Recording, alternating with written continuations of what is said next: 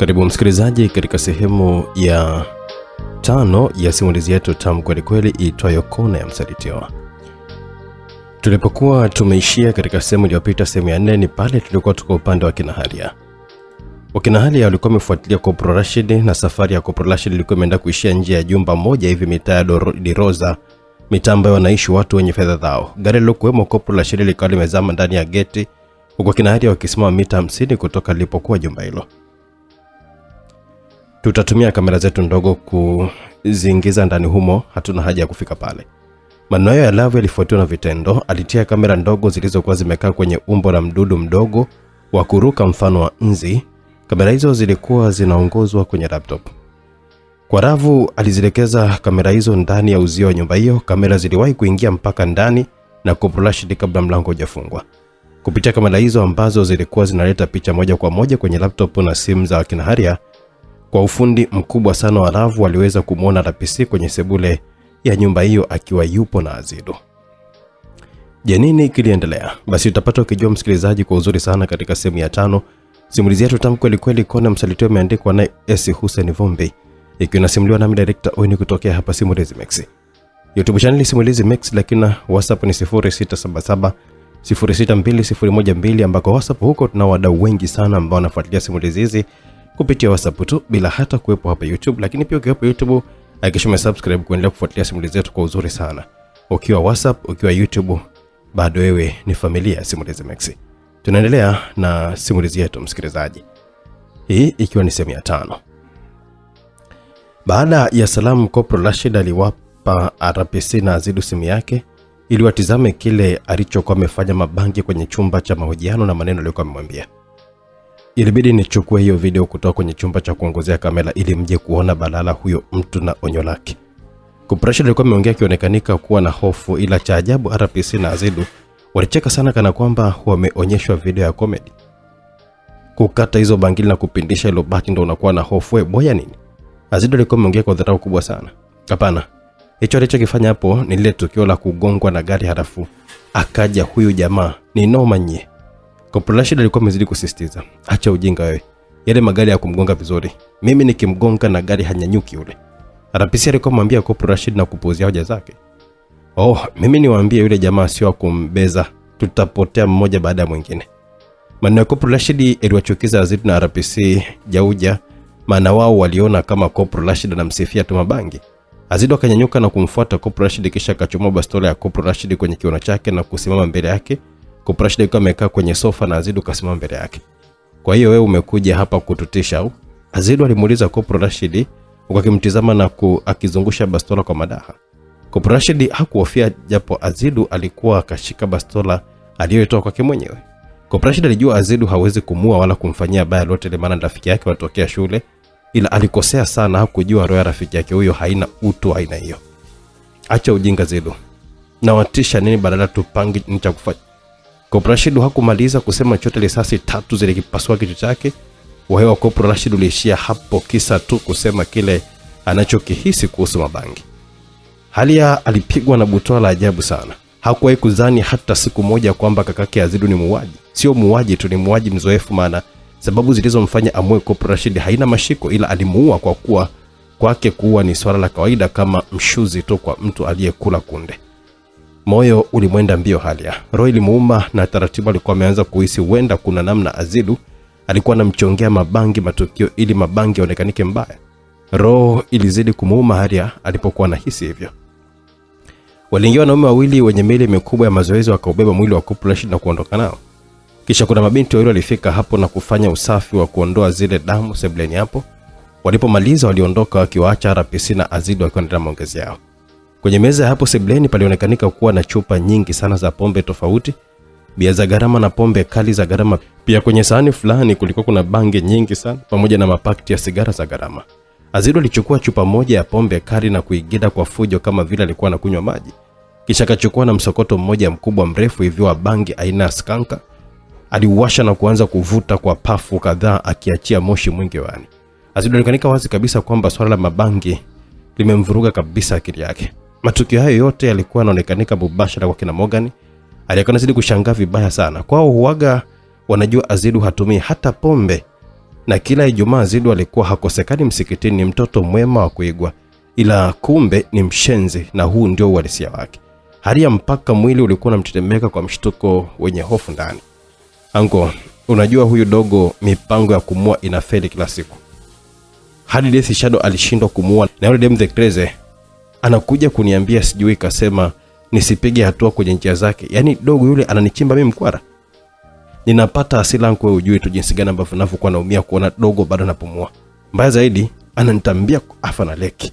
Azidu alikuwa ameongea kwa uchungu sana huko akiwa anaendelea kunywa pombe na kushushiana moshi wa bangi. Anko, tulia. Muda wake umefika sasa hivi. Anko, mimi nimefanya kila njama, dogo katoka home. Nilijua kwamba atateseka na ataenda kuishi maisha ya taabu mtaani. Ila ndo kwanza naishi kwa amani. Kila mpango kumuona feri tu. Alafu ndo kwanza nazidi kuwa na maisha mazuri yani. Azidu alimkatisha RPC na kumpa maelezo yanayowasilisha uchungu wake. Hasa Anko Jaden anaishi maisha gani ya amani wakati kila siku anapishana na kifo kwenye maisha yake? Anapataje amani wakati hakuna mtu anayemtaka kwenye familia yake? Anko, kipigo kikubwa zaidi kwa Jaden ni kumkosanisha na familia. Familia nzima hakuna mtu anayezungumzia vizuri wala hata anayetaka kumuona akakanyaga pale nyumbani kwenu. Hilo ni pigo zito sana, kwa sababu binadamu yoyote mwenye akili timamu huaga anajivunia kwao kwenye familia yake. Kimsingi kwao ndo kwenye asili yake, yeye kaiacha asili yake na mitando ambayo inampa asili mpya. Kutoka kwenye kuwa mtoto mwema mtiifu Jaden mpaka kuwa mtukutu mabangi. Hilo ni pigo takatifu sana tumepiga sisi. Kimsingi tumefanikiwa sana kuiondoa furaha Jaden huko mtaani, analazimisha tu furaha. Hakuna furaha, hakuna amani. Mama hakutaki, baba hakutaki, dada hakutaki, mdogo wako hakutaki pia. Yaani unakuaje na furaha, unakuaje na amani? Ila kweli Anko, ndio maana nakupenda sana. Wewe kumbe ulikuwa umewaza mapema sana, na hayo anayopitia dogo yote ni mipango yetu tokea kipindi kile. Anko, unatumia akili kubwa sana kwenye mambo yako eti. Yes, na huyu inatakiwa tumwache kwanza aendelee kuteseka na ukosefu wa amani ya moyo. Ila hana siku nyingi anakufa, kwa sababu wale madogo walioenda kumuua ambao walimgonga na gari baadaye sijui ilikuwaje wamekufa wote sasa. Baba zao wamepanga kumuua. Kwa hiyo hana hata wiki 2 za kuishi. Wale watu wana kisasi naye kizito sana. Wow, si ndo mzee Bonga, mzee na Bomi na mzee Kavishe? Yes, ndo wao. Wale noma lazima watamuua tu. Yaani hapo nimefurahi sana Anko. Alafu kuna kitu ambacho kinanipa amani kama kuona Haria anamchukia Jaden. Nafurahi mno yani. Awali wale mabinti walikuwa wanampenda sana, hiyo ingetupa ugumu sana kumtoa pale. Na ndio maana nikatoa ule mpango aonekanika alikuwa anataka kuwabaka. Nilijua kutokea hapo lazima wangemchukia sana. Kweli Anko, maana mwanzo ilikuwa kila jambo bado nalokuwa analitengeneza wao wapo tu upande wake, na hasa Haria alikuwa anamtetea sana. Ila sasa hivi hataki hata kumsikia. Haria alijikuta machozi akiwa anamtoka. Alianza kukumbuka jinsi alivyokuwa anapendana sana na huyo kaka yao Jaden. Alikumbuka siku ambayo Jaden alikuwa ameingia kwenye chumba chao akiwa mtupu bila nguo. Alikumbuka hasira alizokuwa amejipa na kuanza kumchukia. Alikumbuka jinsi Jaden alivyokuwa amefukuzwa nyumbani kwao. Haria alikumbuka jinsi alivyokuwa na shauku ya kumkamata Mabangi na jinsi alivyokuwa anatamani litoke tamko kuwa Mabangi auawe. Haria alijikuta machozi akiwa anamwagika, maana aligundua alikuwa anamchukia mtu ambaye hakustahili chuki. Halafu ni ndugu yake mwenyewe.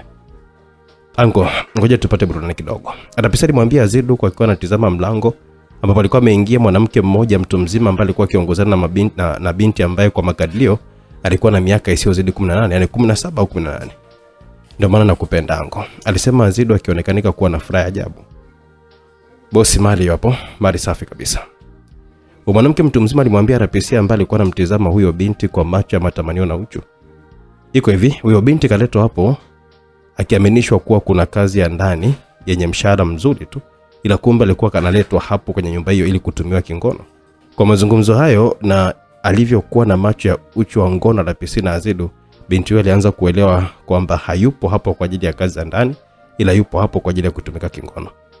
Okay, mnazungumzia nini? Si ulisema kwamba anakuja kwenye kazi za ndani? Binti alimuuliza mwanamke huyo ambaye tunamfahamu kwa jina kwamba anaitwa Boke, huku binti akiwa na wasiwasi mkubwa sana. Kazi gani za ndani? Nisikuambie hata ubebe begi la nguo. Shtuka binti. Hapo umekuja tu basi. Boke alimwambia binti huyo kwa sauti ya masimango.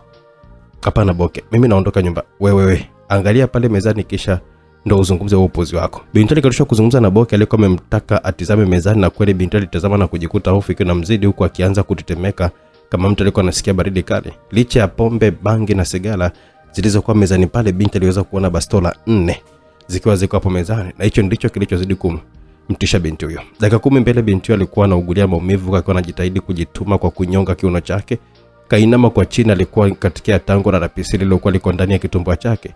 Ila kwa nyuma yake alikuwepo Azidu ambaye alikuwa anaingiza na kutoa tango lake kwa fujo sana kwenye sehemu ya haja kubwa ya binti huyo. Ni unyama mzito ulikuwa unafanyika kwa binti wa watu. Boke alikuwa na kazi ya kuwanyonya Denda, Azidu na RPC kwa zamu. Hakuwa na huruma yote kwa mwanamke mwenzake ambaye alionekanika kuumia hasa kwa kitendo cha kuingiliwa kinyume na maumbile, ikionekanika wazi kabisa kwamba hajawahi kufanya kitendo hicho kabla. Ila RPC na Azidu hawakujali, walikuwa wanapeana zamu kumuingilia binti huyo. Azidu akienda kumuingilia mbele, huko RPC akienda kumuingilia nyuma na yeye. Hakika ukistajabu ya Musa utayaona ya Firauni. Aliishiwa kabisa nguvu baada ya kushuhudia unyama huo kutoka kaka yake wa kuzaliwa naye na mjomba wake kabisa, kaka wa mama yake. Haikuwa jambo zuri kutizama maungo ya ndugu zake hao, ila ilikuwa ni lazima atizame ni unyama gani walikuwa wanaufanya watu hao. Tuondokeni, natosha sana kutazama ushenzi. So tuondokeni. Kikubwa tumejua kwamba RPC ni mshenzi, na umejua kwamba kaka yako Mabangi sio mbaya kwa kiwango hiko, ila mbaya zaidi umemjua. Morgan alikuwa anajua anachokipitia Haria kwa muda huo. Sio Morgan tu, kila mmoja hapa alikuwa anatambua hali ya Haria. Waliamua kuondoka huku wakijua kabisa kwamba hawezi kufanya lote hapo kwa RPC. Walikubaliana waendelee kutafuta ushahidi ili siku wawatie hatiani wakiwa na ushahidi zaidi, maana hapo kuna mengi bado hawajajua kuhusu watu hao. Morgan, hivi Jaden alikupa historia ya maisha yake? Ali alikuwa amekaa kinyonge sana kwenye gari akimuuliza Morgan, huku gari hilo likiwa linakatiza mitaa ya Sinza.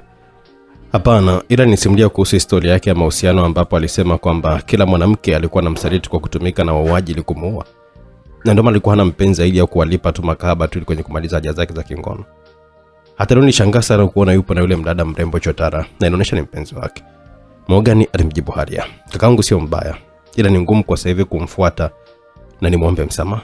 Mabangi surprise aliyokuwa amefanyia Priya, Jamira, Asha na Laula ni kwenda kuwafanyia shopping. Aliwapeleka kwenye duka moja hivi kubwa la nguo ndani Dar es Salaam, mitaa ya Sinza huko madukani, duka lilokuwa linauza nguo za gharama vibaya sana. Laula, Jamira, Asha na Priya walikuwa na furaha kubwa sana. Mabangi alikuwa na upendo mkubwa vibaya mno zidi yao. Nguo za Priya yeye alikuwa ameacha zote achaguliwe na Mabangi. Muda huo pia ndo akina Halia walikuwa wanapita na gari lao nje ya duka hilo. Aliweza kumwona Mabangi kwa anawasaidia akina Priya kuingiza mifuko kwenye magari. Kwa hakika upendo wa Mabangi kwa watu wake ulikuwa unaonekanika wazi kabisa. Akina Morgan wote walikuwa wanamshuhudia Mabangi akiwa na familia yake hiyo mpya. Kitu kingine kilichokuwa kinavutia zaidi kwenye macho ya akina Morgan ni mahaba ya Priya na Mabangi ya wazi kabisa. Ila hali ya yeye alikuwa anazidi kuumia mno moyo wake, kwani alitamani kuwa sehemu ya furaha kwa kaka yake huyo, ila watu wengine kabisa walikuwa wanaifanya kazi hiyo, japo alifurahi kuona kaka yake ana furaha ya maisha. Tuje upande wa Keri sasa. Keri alikuwa amefika kwenye kituo kikuu cha mabasi. Aliingia ndani ya kituo hicho akiwa makini na mavazi yake ya kuficha utambulisho wake. Alitoka basi anakwenda mkoani Gobogo, alifanikiwa kuyaona. Alichagua basi moja na kukata tiketi na kuingia kwenye basi na kukaa kwenye siti yake na kuanza kutazama nje kupita dirishani. Kipindi kile anatazama dirishani, alikuwa ameweza kumuona mwanaume mmoja ambaye anaonekana kuwa ni mfanyakazi wa hilo, anahusika na uhifadhi mizigo kwenye buti wa basi hilo. Mwanaume huyo kipindi anaweka mzigo kwenye buti, mkono wa t-shirt yake ulipanda na kuacha bega lake wazi. Hapo kila kama ameweza kuona mchoro wa fuvu kwenye bega la mwanaume huyo, mchoro unaowakilisha DR. Kila kishtuka na kengele hatari kagonga kwenye kichwa chake. Hawa watu wapo kila sehemu, ila mimi sikamatwi hapa. Naondoka ila siondoki na basi, alijiongelesha Keri. Kile katoa nguo zake kadhaa kwenye begi na kuziweka kwenye kimkoba chake kidogo, kisha kama ameshuka kwenye basi akiwa na wasiwasi wote ule, kama vile hajagundua kitu. Kile alikuwa ameweza kugundua kwamba DR wapo wengi tu kwenye kituo cha mabasi. Kile kama ameenda zake chooni huko akishuhudia watu ambao aliwahisi ni DR walivyokuwa kimsindikiza kwa macho ya umakini mkubwa sana. Umeona bana? Sema sawa, tunaendelea. Kelly alifika sehemu ya kulipia ili kuingia kwenye vyoo au bafu. Yakalipia bafu. Aliingia zake bafuni, huko alioga kisha kabadilisha nguo. Safaleka amevaa hoodie ya rangi ya pink, skin jeans ya rangi ya dark blue, kofia pama ya dark blue ambayo ilikuwa inaonekanika kidogo kwa chini ya kofia ya hoodie. Chini alikuwa amevaa raba ndefu za rangi ya pink. Alipendeza sana, ila sio kama alivaa hivyo kupenda ni kuficha utambulisho. Nguo zake za awali alikuwa ameziweka kwenye mkoba. Kisha akatoka bafuni akiwa kajichanganya kwenye kundi la wanawake 5 ambao walikuwa wanatoka huko chooni. na akiwa ni wa sita aliwapoteza maboya waliokuwa wanasubiri kuona anatoka chooni, ukizingatia katoka akiwa na mavazi mengine na wao walikalili yale ya mwanzo. Kinajichanganya tena kwenye kundi la abiria wengi ambao walikuwa wameongoza kutoka nje ya kituo hiko. Kerry alitoka nao akiwaacha DR wakiendelea kumsubiria atoke chooni, huko wengine wakiamini lazima atarudi kwenye gari kwa sababu kaacha begi lake na tiketi amekata. Ni kweli DR walikuwemo wengi sana walishategwa humo ndani ya kituo hicho, maana watu wa mipango wa DR Nigosi Passion na Robert Keno walijua lazima kwenye kutaka kutoroka Kerry angefikiria kwenda mikoani, hivyo walikuwa wameagiza watu wao mapema sana. Na sio kwa ajili ya Kerry tu, DR walikuwa na watu wengi kwenye vituo vya mabasi, kwenye vituo vya afya, mpaka vituo vya polisi, ili kuhakikisha wanawapata watu wanaokuwa wanawataka wakati. Ila Kerry aliruka mtego kwa akili tu na sio nguvu. Kerry katoka nje ya kituo hicho cha mabasi na kwenda mbali kidogo kutafakari cha kufanya. Hii inamaanisha kwamba alishajua kama naenda Gobogo kutokana nimekata tiketi ya basi kwenda Gobogo, ila si nimeandika jina la uongo. Lakini bado alinijua kwamba ni mimi, au alihisi tu. Acha msingi hapa ni kubadilisha mkoa wa kwenda. Sasa safari naenda Tanda, ila kwenye vituo vyote vya basi watakuwa wamemwaga watu hawa DR. Sasa nitafanyaje? Au nipande ndege? Hapana, huko pagumu. Naweza kujikuta hata kama sijakamatwa na DR na nasa kwenye vyombo vya usalama, maana hata wao pia wananisaka sana.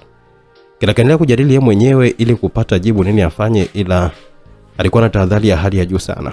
Napanda bodaboda mpaka Kaha. Pale Kaha nachukua bodaboda nyingine mpaka Masese. Nikifika hapo Masese nitajua ni cha kufanya.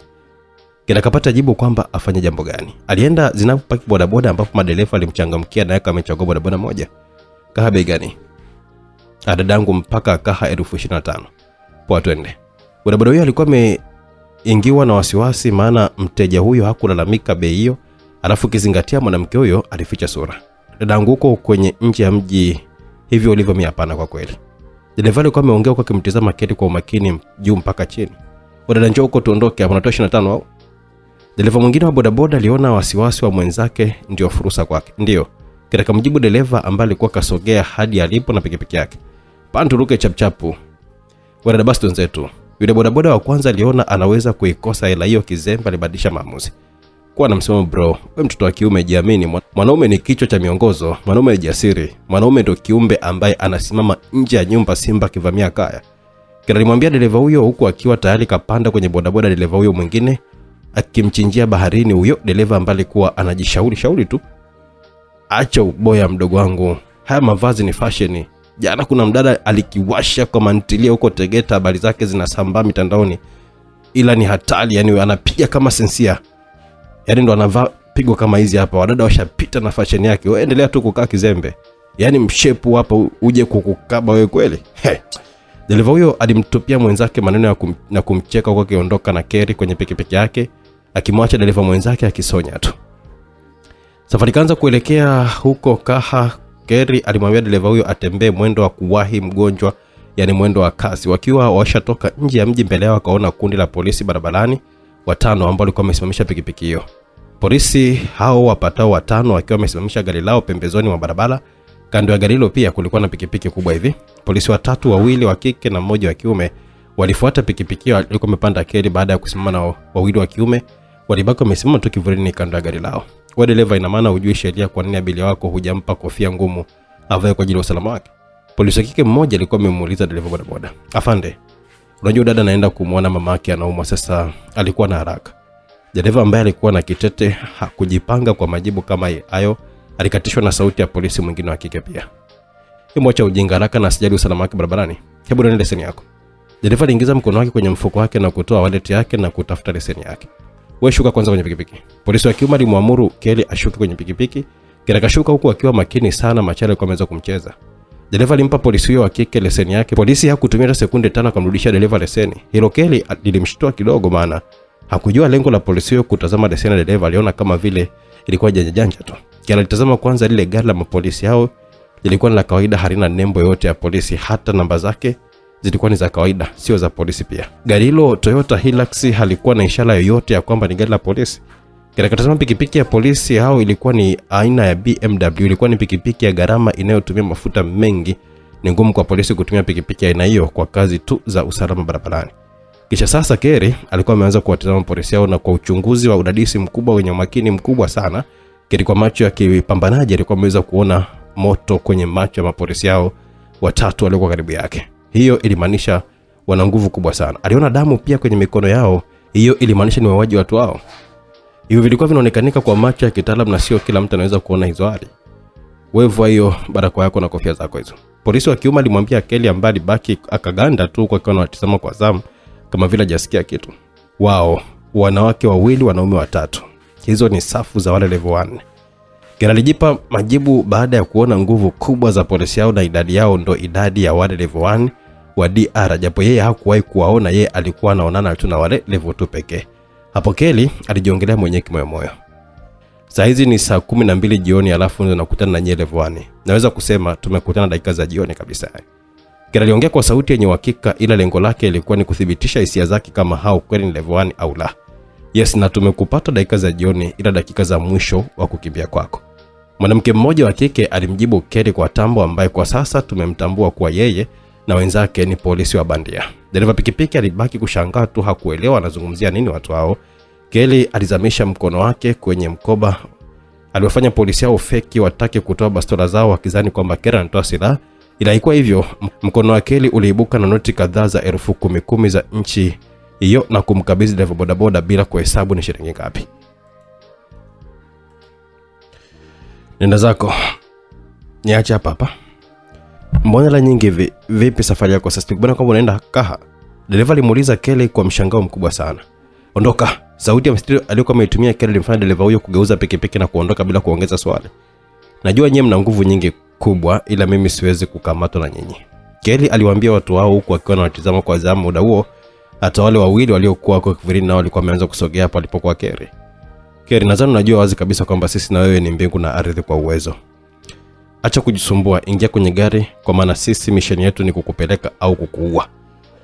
Mwanamke mmoja alimwambia Kelly kwa kujiamini kana kwamba dada anamsii mdogo wake. Hizo mbwembwe tukeleza mbwa mkali dawa tofari tu. Mbwembwe kibao kama boseni wanawatia vichwa. Acha maneno yako ya shombo, ingia kwenye gari tuondoke hapo takataka wewe. Sisi tumekuacha mbali kwa uwezo na unalijua hilo, kwa hiyo usitusumbue. Mwanaume mmoja kati ya wale waliokuwa huko kule pembeni alikuwa ameongea kwa kufoka. Uwezo wa nini? Kila kamuliza mwanaume kwa dharau sana. Uwezo wa kupambana.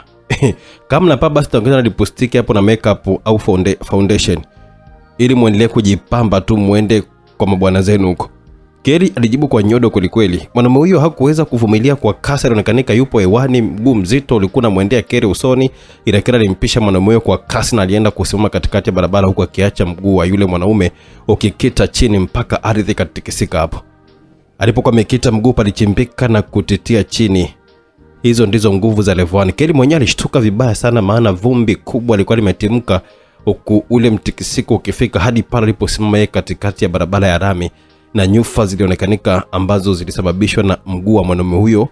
Kwa bahati nzuri muda huo hakukuwa na gari lolote ile kwenye barabara hiyo kuu ya mikoani, eneo hilo lililokuwa na mapole bila makazi ya watu.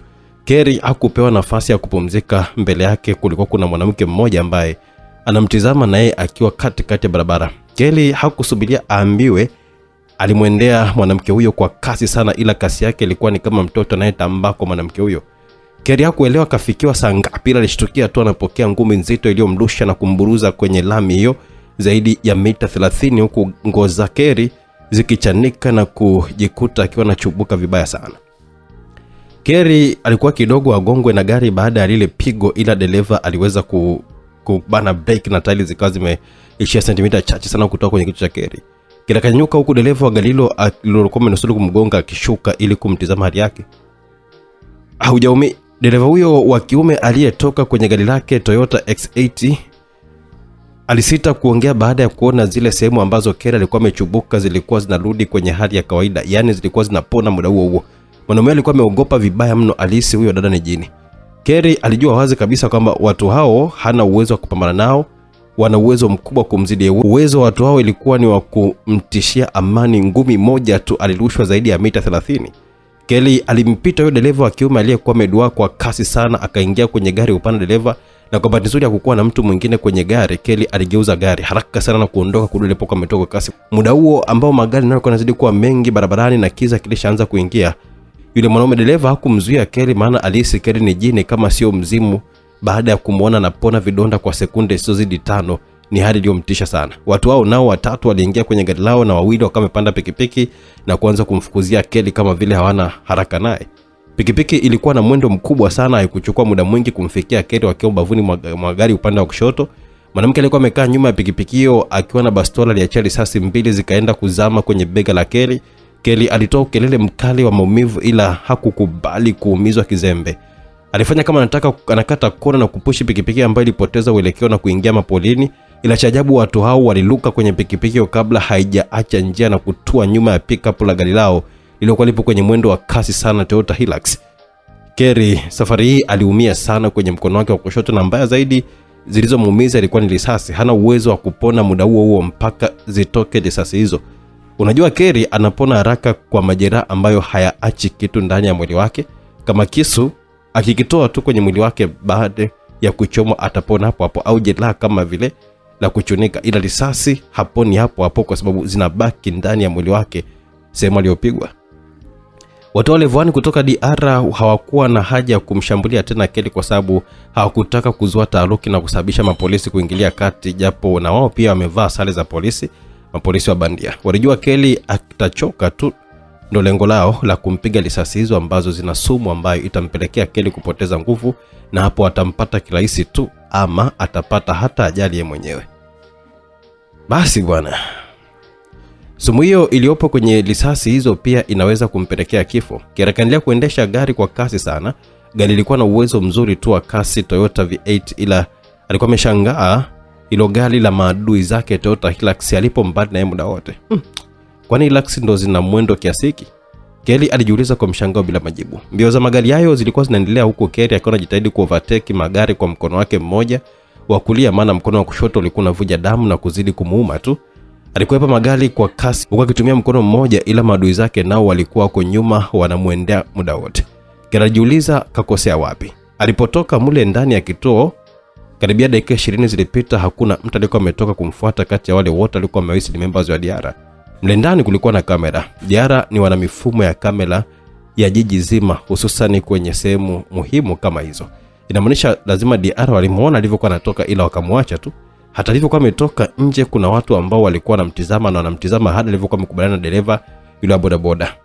Kazi hii ikawa ni nyepesi tu kuambia watu wa level 1 wakae mahali wawasubiri wakijifanya kwamba ni polisi. Hakika mimi ni bwege sana. Mbona sikuwaza tokea awali? Kelly baada ya kujipatia majibu ya wapi alipokuwa amekosea. Kelly alitembea mpaka nafika tena mjini pale pale kwenye kituo cha mabasi, ila hakuingia kwenye kituo, alipitiliza mbele. Kulikuwa kuna roundabout, aliingia kwenye njia ya kushoto akiwa yupo kwenye mwendo wa tahadhari, maana hapo kulikuwa kuna pikipiki za watu wengi sana, magari mengi. Muda huo Kelly alikuwa ameanza kuhisi kizunguzungu huku nguvu zikizidi kumuishia. Aliona wazi kabisa kuwa hatari inazidi kumsogelea, ila hakutaka kukata tamaa. Akaendelea kutembea na gari na hao watu walikuwa hapo nyuma yake kama vile wanamfuata mwali wao. Hawakuwa na pupa, ila alipo Kelly na wao wapo. Kelly mwanamke na nusu muda huo wote alikuwa anaendesha gari kwa mkono mmoja tu. Safari yake aliamua kuingia njia za mitaani. Alichagua mitaa ambayo anayofahamu ilikuwa na kona nyingi, ila watu hawakuwa wengi sana kwenye mitaa hiyo ya Goba kutokea mpaka Madale. Ila Kelly kila kona aliyokuwa anakata na watu wake wako nyuma wanamfuata. Unaweza kusema walikuwa wanakula naye sahani moja. Hawapati hata pancha. Matusi alimtoka Kelly kipindi hicho. Alikuwa anaulazimisha tu mkono wake ambao haukuwa na nguvu huo, ila alikuwa anatembea tu kwa kasi moja kubwa sana kwenye mitaa hiyo. Na sasa walikuwa wamefika mitaa ya Madale, ambapo hata mitaa walikuwa wanaiacha kwa sasa. Walikuwa wanaanza mapoli, unaweza kusema ni msitu fulani hivi. Majilao ya saa 2 kasoro taa za magari ndo zilikuwa zinamwezesha Kelly na hao watu kuona mbele. Bila shaka hizi risasi zina sumu hapa, inatakiwa nipate mtelemko nilushe gari hewani kisha mimi nijitupe pembeni. Wao watalifuata gari lilipo mpaka wakija kushtuka mimi simo kwenye hilo gari, basi mimi nitakuwa nishakimbia. Kelly alipiga hesabu zake na sasa walikuwa washaingia kwenye msitu ambao njia yake ilikuwa imetokea kwenye mji wa Uazo Tegeta. Kelly aliongeza mwendo mkali wa gari mpaka mshale wa speed ukafika mwisho. Hapa akawaacha watu wao waliokuwa wanamfukuzia kwa mita 50 hivi na kuwafanya nao waongeze kasi. Kelly aliona mbele mteremko kama alivyokuwa anautaka. Yes. Kelly alisema hivyo baada ya kuona plani yake inaenda kukamilika, ila ilikuwa ni plani ya kuweka rehani uhai wake, plani hatari vibaya mno. Bora kufa kishujaa, alijisemea Kelly kipindi zikiwa zimebaki mita kama 5 tu kufikia kwenye mteremko. Ni kweli gari liliruka juu lilipofika kwenye mteremko kwa kasi iliyokuwa inatembea. Gari hilo liliruka juu kama mita 10 hivi kutoka chini. Kelly hakujiuliza mara mbili, alifungua mlango na kujirusha, akiacha gari likiwa na luka lenyewe dereva na kwenda kudondokea pembeni ya barabara kwenye vichaka, likipinduka mara 4 na kuwa nyanga. Kelly naye akienda kupiga kwenye mti mmoja na kutua chini kama vile gunia la mahindi. Alipodondokea Kelly kulikuwa kwenye majani mafupi. Mbele yake kulikuwa kuna mwanaume mmoja ambaye alikuwa anakojoa.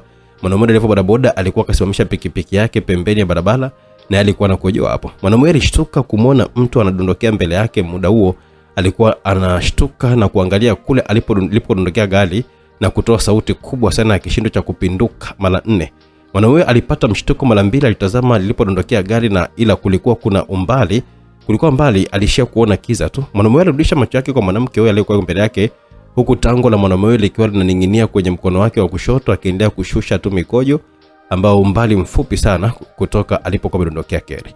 Mwanaume huyo hakuwa mwingine ila ni Rehani au Raxi Soz. Rehani alipata abilia wa madale kupitia njia hiyo, alimpeleka sehemu husika. Kipindi narudi ndo aliamua kusimama eneo hilo ili kushusha haja ndogo. Rehani alimtazama kwa makini mwanamke huyo ambaye alihisi kama anamfahamu.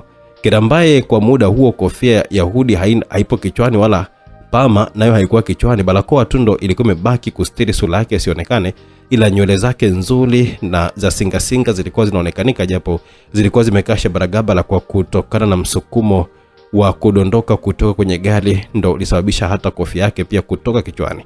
Hiyo haikufanya Rehani asimkumbuke Kelly. Abiria mficha sura, unaishi juu ya mti au umeanguka kutokea?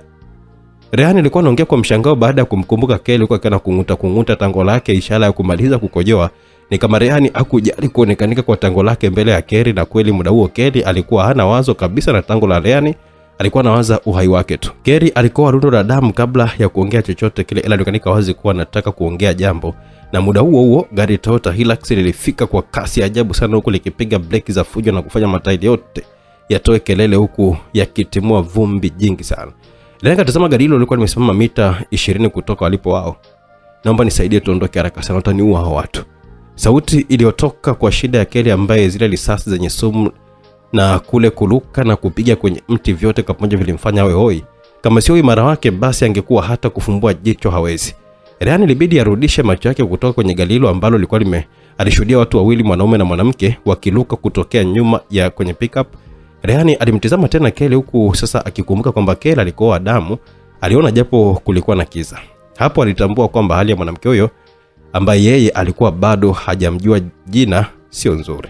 Rehani alikuwa ni mzoefu wa matukio kama hayo. Kwa haraka alikuwa ameweza kugundua mwili wa Kelly una sumu, kwa sababu Rehani ana uwezo wa kuhisi harufu ya sumu yoyote ile, hata kama mtu mwingine ataona haina harufu.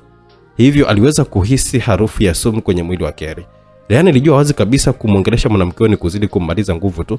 Muda wale watu waliokuwa wameshuka kwenye gari walifika walipo Rehani na Kelly, huku nyuma yao wakifuatiwa na watu 3, wanaume 2 na mwanamke mmoja, wote wakiwa kwenye mavazi ya polisi. Mwanadada alikuwa ameshamaliza kukojoa na tango lake alishilistili ndani ya box yake na suruali yake. Kelly, unadhani sisi ni wajinga sana eti? Yaani tukubali kwamba umekufa na gari kizee? Mwanaume alikuwa kashuka kwenye pickup, alikuwa ameongea, alishtushwa na Rehani. Wewe mtoto, mbona huna adabu, husalimi na pia hujui kuongea vizuri na mgonjwa? Wewe unapayuka tu. Wewe unakaa wapi kwani? Manake mimi kwanza nicheke msikilizaji. Huyu Masai kavamia ngoma za lege. Ngoja tuone. Unakalia kigogo au unakalia upanga kwa juu pale, ama koni Zanzibar unakalia dole? Mlembo watu ana hali mbaya, fu unakuja na muongelesha maneno ya ovyo ovyo hapa. Maneno na maswali ya kejeli ya Rehani yalimshangaza Kelly na kumfanya aone utani wa mwanaume huyo hauachaki kabisa sehemu, na ndo unamponza leo hii mtu ambaye Rehani kamuita mtoto. Hata kwa kumtazama tu unajua kabisa ni mkubwa kuliko yeye. Tena kagiko watu ambao kwa sekunde moja tu aliweza kutambua kuwa sio polisi, japo walikuwa hapo kwenye mavazi ya polisi. Dogelo kwa salako la dharau na kuingilia mambo yasiyo kuhusu ndo linakufanya leo uachane na kazi yako ya bodaboda na kuanza maisha mapya kaburini. Mwanaume mmoja yule aliyekuwa amekatishwa kuzungumza na Rehani alisema hivyo huko akichomoa kisu chake kwenye kiuno na kukirusha kwa nguvu na kasi kubwa sana kumwendea Rehani, ila kwa kasi ambayo hakuna aliyetarajia. Kisu kilidakwa na Rehani kisha kikarudishwa kilipotoka. Kilizama kwenye kichwa mwanaume huyo na kutokezea kwa nyuma kikapita Kasi ya Rehani ilikuwa ni ya kutisha, kila mmoja akashtuka. Mwanaume huyo akiwa anaenda chini akiwa na tobo kichwani. Kelly alishangaa, hakumdhania kama Rehani na uchizi wake anaweza kufanya kitu kama hicho, mpaka alihisi huenda Rehani kabahatisha tu. Watu hao walishtuka, ile kitendo hicho kiliwapandishia hasira. Ndani ya sekunde moja tu walibaki wanne, wakati walifika hapo akiwa watano. Kufumba na kufumbua, mwanaume mwingine ambaye alikuwa hewani akimjia Rehani kwa teke moja zito sana lilikuwa limelenga uso wa Rehani. Ngumi nzito ya Rehani ilikita kwenye mguu na kuvunja vibaya sana mpaka mifupa ya mguu ikatoka kwa nje. Hakupewa nafasi ya kupiga kelele, mwanaume huyo alipokea ngumi nzito ya kifua kabla hajafika chini, mpaka kifua kikabonyea kwa ndani na kupasukia nyuma ya mgongo. Kisha alisindikizwa chini kwa kofi zito sana lilikuwa limepasua shavu kabisa yani. Wapili naye alikufa kikatili, wakabaki watatu sasa. Kinalibakia kapigwa na butoa tu, japo macho yake yalikuwa kama yanapoteza nguvu za kuona, ila aliweza kushuhudia vizuri mambo aliyokuwa anatenda bwana Rehani. Mwamba kabisa. Hawa ni vijana wa level 1, walikuwa wanahisi mwanaume wanayepambana naye kawaotea tu wenzao. Hiyo ni kwa sababu walikuwa wanaamini wao wana uwezo mkubwa sana. Hawakujua kosa kubwa ndilo hilo, bora wangemwendea kwa pamoja, ila kila mmoja aliamini ana uwezo wa kumwangusha Rehani kwa nguvu zake binafsi. Tena hawakutaka hata kutumia bastola, licha ya kuwa mtu mmoja tu kati yao ndo mwenye bastola. Mwanamke mmoja kati ya wanawake wawili aliyekuwemo kwenye kikosi hicho cha level 1 alichomoa visu vyake viwili na kumwendea Rehani kwa kasi. Kisu kimoja kilikuwa kinamwendea Rehani shingoni, kingine kilikuwa kinamwendea tumboni, ila kwa kasi Rehani ndo alikuwa anamhukumu mtu huyo. Rehani kwa kasi alidaka mikono yote miwili ya mwanamke na kuivunja, ni kama vile anavunja vijiti tu, kumbe ni mikono ya mtu. Mwanamke alitoa kelele mkali sana, maumivu ya kuvunjika mikono yake, ila hakupewa nafasi ya kupiga kelele nyingi. Rehani alikuwa amekamata viganja vya mwanamke huyo ili asiviache visu. Alivigeuza viganja vya mwanamke huyo na kuvipeleka kwa nguvu kwenye mdomo wake. Kisu chake mwenyewe mwanamke huyo kikiwa kwenye mkono wake mwenyewe kilizama kwenye mdomo wake mwenyewe na kutokea nyuma ya kichogo chake mwenyewe. Kiganja kingine kiligeuzwa na kupelekwa shingoni kwake mwenyewe. Kisu chake mwenyewe kilizama kwenye shingo yake mwenyewe. Visu vyake mwenyewe vikiwa kwenye mikono yake mwenyewe vilimua yeye mwenyewe. Tamu hiyo. Bado watu hao wa level 1 walikuwa hawajaamini kuwa Rehani anaweza wawili waliokuwa wamebaki wanaona kila mmoja ana uwezo wa kumudu Rehani. Walibaki wawili, mwanaume mmoja na mwanamke mmoja ambaye ndio kiongozi wa kikosi hicho. Huyo mwanaume alikimbia kwa hatua 10, kisha kaluka na kujizungusha kwa sarakasi 7 hewani, kisha alivuta kwa nguvu miguu yake ikiwa inamwendea Rehani kichwani. Rehani aliudaka mguu mmoja na kurudisha nyuma, akafanya ule mguu mwingine usimfikie. Kisha Rehani kazamisha ngumi nzito katikati ya miguu ya mwanaume huyo na kuzipiga sehemu za siri za mwanaume huyo na kuzipasua kabisa zile nyama mbili za kiume. Msicheke, ni vitu vya kuhuzunisha jamani. Rehani alimalizia mwanaume huyo aliyekuwa anapiga kelele nyingi kwa kulia kwa maumivu kwa kuidaka shingo yake na kuivunja. Mtu mmoja aliyebaki, huyo mwanamke ambaye ndio kiongozi wa kikosi hicho, sasa alikuwa ameelewa kwamba wapo mbele ya kiumbe cha kutisha sana. Wewe ni nani? Mwanamke alimuuliza Rehani huku akiwa kashatoa bastola yake na kuelekeza alipokuwa amesimama Rehani, huku kazungukwa na miili ya marehemu chini. Jina limewahi kusimamisha mvua baada ya kutajwa tu. Jina langu limewahi kukimbiza simba walipokuwa wamesikia. Jina langu limewahi kukausha mto mkubwa sana baada ya kutajwa. Jina langu limewahi kusababisha jangwa sehemu ya rutuba. Wenzako wamekufa na unakufa baada ya kusikia jina langu. Naitwa Raxisos. Rehani alijibu kwa matambo na mikwala akiwa hana hofu wala wasiwasi na bastola alikuwa ameelekezwa kwa mwanamke huyo. Mwanamke huyo alishtuka kwa hofu na kutetemeka vibaya sana. Alijusha matukio aliyokuwa ameona na uwezo wa mwanamke huyo na alipata jibu kwamba ni kweli ni Raxisos. Hiyo ilimtisha na kumfanya atetee uhai wake kwa kufiatua risasi mfululizo kumwelekea Rehani, ila Rehani alikuwa ni kama anapotea hivi, risasi kipiga hapa yeye yuko pale, kipiga pale yuko hapa sehemu nyingine. Hiyo ni kasi tu na sio kama alikuwa anapotea. Kelly muda huo fahamu zilimpotea kabisa na kuzimia, ila alizimia kipindi kapata jibu mwanaume aliyekuwa anawapiga watu hao. Yeye alikuwa hawazi hata kuwagusa, anawapiga watoto, anawaua kama vifaranga vya kuku tu. Alikuwa ni Raxi. Alizidiwa huku akiwa kapata jibu hilo. Mwanamke akaona kitete kikali sana, alishangaa Rehani hakuwepo mbele yake kabisa. Alihisi kuna mtu nyuma yake. Aligeuka kwa kasi sana, ila haikuwa kasi kwa Rehani ambaye ni kweli alikuwa nyuma yake. Ngumi nzito alipokea mwanamke huyo akifua, ngumi iliyomfanya aachie bastola yake huku akipiga yowe kali la maumivu. Bastola ikatoka kwenye mikono ya Rehani na risasi zote ziliishia kwenye kichwa cha mwanamke huyo na kukichakaza vibaya sana. Bana, hii ni kona ya msalitiwa. Nani kasalitiwa? Endelea kubaki na mimi msikizaji pale kusema ya tano burudani inazidi kunoga. Ni kutoka hapa Simulizi Mix. Kama unafuatilia kupitia YouTube channel Simulizi Mix, njoo pale WhatsApp na kuna ipata simulizi mpaka mwisho. Kwa nini usubiri? Wakati simulizi inapatikana yote sasa hivi. Njoo pale ujipatie simulizi kwa uzuri sana. Mimi director wewe ni mtunzi ni Esi Hussein Vumbi. Tunaendelea na simulizi ya tano, tunazidi kutimua vumbi mpaka mwisho wa simulizi yetu. Twende pamoja. Huyu ndo Raxi Souls. Tunaendelea.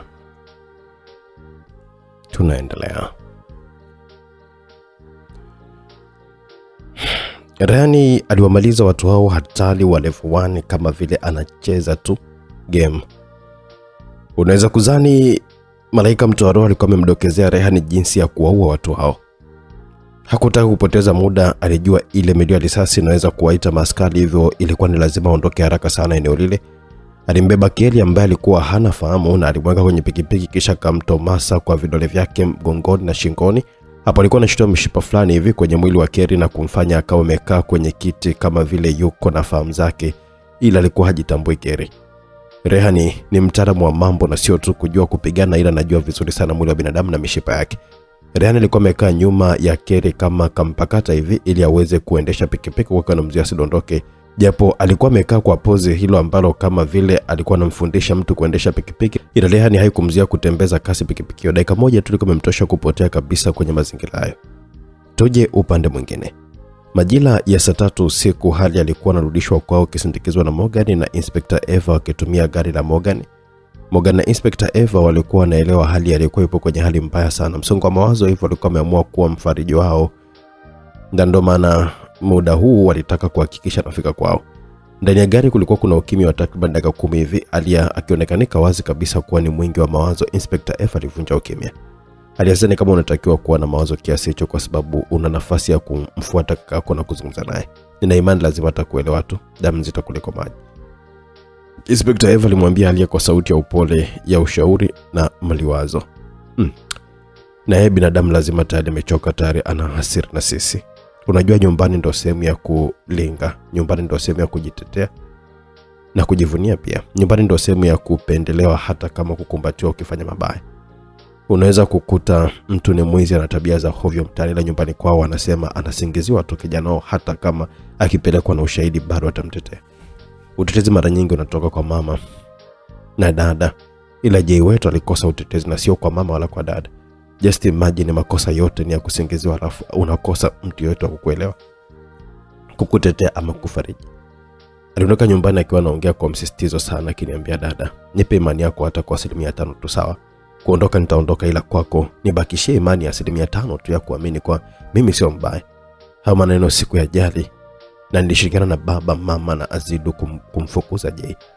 Ila Jay hakuchoka, aliwahi kunifuata nikiwa niko saruni ili azungumze na mimi. Walai naumia sana nikikumbuka nilimuita mwizi na watu walimkimbiza wakiwa na nia ya kumuua mwizi, ila bahati ilikuwa upande wake, alifanikiwa kukimbia na kunusuru uhai wake.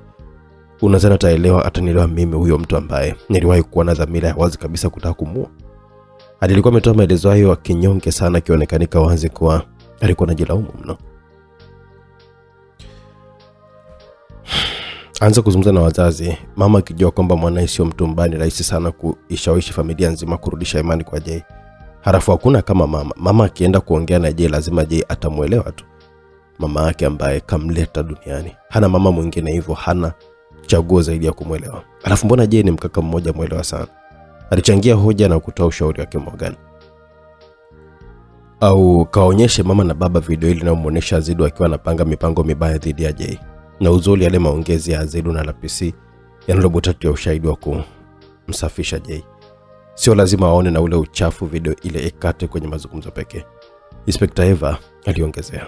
Video ile italeta mpasuko kwenye familia kama ilivyogawa tabaka. Kwa sasa Jay ana familia yake mpya na sisi hatuna uhusiano naye. Unaweza kukuta unatengeneza kwa Jay unamkosa Azidu. Alikuwa anajibu na kuweka mashaka yake hadharani. Yule mkaka kama ameweza kufanya mapenzi kwa kushirikiana na mjomba wake kabisa, yani mjomba anachomoa mtoto na ingiza hapo alipochomoa mjomba wake, tena kwa njia zote mbili. Hashindi kabisa kukubaka wewe dada yake. Ila damu nzito kuliko maji. Mambo ya ndugu sio ya kuingilia. Aliyesema Inspector Eva, huku akiwa anaamua kutokushauri sana kuhusu ndugu hao, maana ndugu akigombana shika jembe ukalime, msikilizaji. Yule ipo siku moja anakuingilia kinyume na maumbile, ndio utapata matokeo ya hicho unachokihofia kwa sasa. Halafu hapo leo unaumia kugundua Jay sio mbaya, kumbe mbaya ni Azidu. Vipi siku ukisikia Azidu kafanikiwa kumuua Jay? Hata hivyo yule ni muuaji, yule ndo monster boss. Au ndo umeamua kukumbatia uovu kwa sababu ni ndugu yako, kwamba umeamua kumtetea? Morgan aliongea kwa msisitizo, akimaanisha kumuamsha Haria kimawazo. Ila kweli unajua Azidu ndiye mfanyabiashara mkubwa zaidi wa madawa ya kulevya ndani ya nchi hii. Maana monster boss ndiye boss wa madawa ya kulevya ndani ya nchi na nchi za jirani. Morgan, utanisaidia kitu kimoja. Kwa kuwa ni rafiki wa Jay, basi utaenda kuzungumza naye kwenye kipindi, alafu mazungumzo yenu yatakuwa ni live mpaka kwa baba, ili na yeye ajue kila kitu ambacho kafanywa Jay na Azidu. Baada ya kuliweka hilo sawa, sasa hapo ndo tutatafuta ushahidi wa kuwatia nguvuni wote Azidu na RPC. Maana ni wazi kabisa Azidu nyuma yake yupo RPC. Mwenye lake mtu alimtapisha, yani wewe ni master plan na ni mkali wa kugundua mambo na kutengua mitego, ila kwenye hili linalokuhusu bongo lilalai. Maneno ya Morgan yaliwafanya wote wacheke, huku gari likiwa limefika nje ya geti la uzio wa nyumba kinalia na kupiga honi. Muda huo Inspector Eva alipokea simu yake iliyokuwa inaita na kuweka sikioni. Yes afande. Wapi huko? Saba sinafika hapo na dakika 30 tu hivi. Waambie askari wengine wasiguse hiyo meli. Inspector Eva alizungumza na mtu ambaye anasikizana naye kwenye simu. Mazungumzo yake alikuwa ameteka umakini wa Haria na Morgan wakiwa na shauku kutaka kujua kuna nini. Vipi, kuna nini? Haria alimuuliza Inspector Eva baada ya kukata simu. Kuna sehemu huko Madale ilisikika milio ya risasi, raia walitoa taarifa polisi. Askari walipofika pale inasemekana kwa wamekuta miili 5 ya askari polisi wakiwa wamekufa. Pia kuna gari limepata ajali maeneo jirani tu na hapo, ila kwenye gari hakuna mtu yote yule. Itabidi niwe haraka sana, mimi ndo ambaye nahusika kwenye matukio kama hayo kwenye kitengo changu cha upelelezi na makosa ya jinai. Sasa niazima gari lako. Wewe tunaenda wote huko, si inatakiwa tushirikiane kwenye kazi? Haria alimwambia Inspector Eva, huku Morgan yake anageuza gari bila hata kuuliza mara mbili. Wanajeshi ambao ndio walinzi wa hapo nyumbani kwa mkuu wa majeshi walibaki kushanga. Wamefungua geti la gari limeondoka na walimuona mtoto wa bosi ndani ya gari. Umetumiwa location? Morgan alimuuliza Inspector Eva kwa kitembeza gari kwa mwendo kasi. Kwa bahati gari lake lilikuwa na king'ora cha dharura, hiyo ilisaidia kupishwa barabarani. Ndio. Baada ya 26 Inspector Eva na wenzake walikuwa wamefika eneo la tukio ambako walikuta askari wengi walikuwa wamezunguka eneo hilo wakitazama miili ambayo ilikuwa inatisha kuitazama. Watu hao waliuawa kikatili sana. Hawa sio polisi. Bila kuumiza kichwa, Inspector Eva alitambua hilo ambalo hata Morgan na Haria nao walitambua mapema sana. Waliachana kwanza na miili hiyo, kisha wakaenda kwenye gari lilikuwa limepata ajali. Walichunguza kwa dakika kadhaa, hawakupata kitu chochote kile kwenye gari hilo. Wakarudi kwenye ile miili kuichunguza. Wenzake nao walithibitisha ni, ila walibaki na mshangao mkubwa. Nani kawaua watu hao wa DR kikatili kiasi hicho? Yaani mtu anaua watu kwa mtindo bila uoga? Alisema Morgan kwa mshangao. Dunia imefika huku kutokana na uovu umezidi sana. Siku hizi watu wanauana kisa tu sigara ya 100. Inspector Eva alimwambia Morgan, "Sasa unaweza kunipatia gloves nichunguze hii miili au tutaharibia upelelezi wako?" Haria alikuwa amemuuliza Inspector Eva, "Fanya chochote ili mradi viashiria vya kusaidia upelelezi visipotee tu.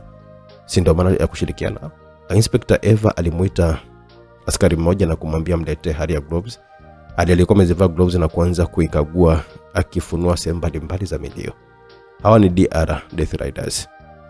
Haria alisema hivyo baada ya kuona michoro ya fuvu kwenye miili ya watu hao ambao ni michoro ya DR wakati wao ni wauaji.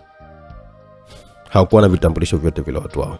Wakina Haria walikuwa wameenda kukagua kwenye ile Toyota Hilux, gari lilokuwa lipo kando. Waliishia kukuta silaha, visu, bunduki au kukuta kitu kingine chote kile, hivyo vilizidi kuwathibitishia kwamba hao ni wauaji kutoka DR.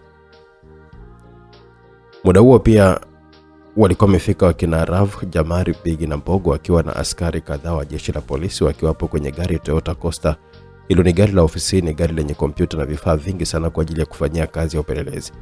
Haria, Inspector Eva na Morgan nao walikuwa wameingia kwenye gari hilo. Nyuma ya kompyuta alikuwepo Rav na askari polisi mmoja wa kiume, mtaalamu wa information technology. Hili tukio limeanzia pale Kivya, maeneo ya karibia na Kiha. Mwanaume mmoja aitwaye Hosea Mlolwa ndio mwenye hilo gari. Baada ya kutoa taarifa polisi za upotevu wa gari lake, alisimulia kuwa kuna mwanamke alinusurika kumgonga kwenye hilo eneo ambalo lilionekana na mapambano ambayo sio ya kawaida. Mwanaume alisema kwamba alishuhudia mwanamke huyo ambaye yeye anasema sio wa kawaida kuwa alipona vidonda vya mikwaruzo muda huo baada ya kunyanyuka tu alipokuwa amedondokea.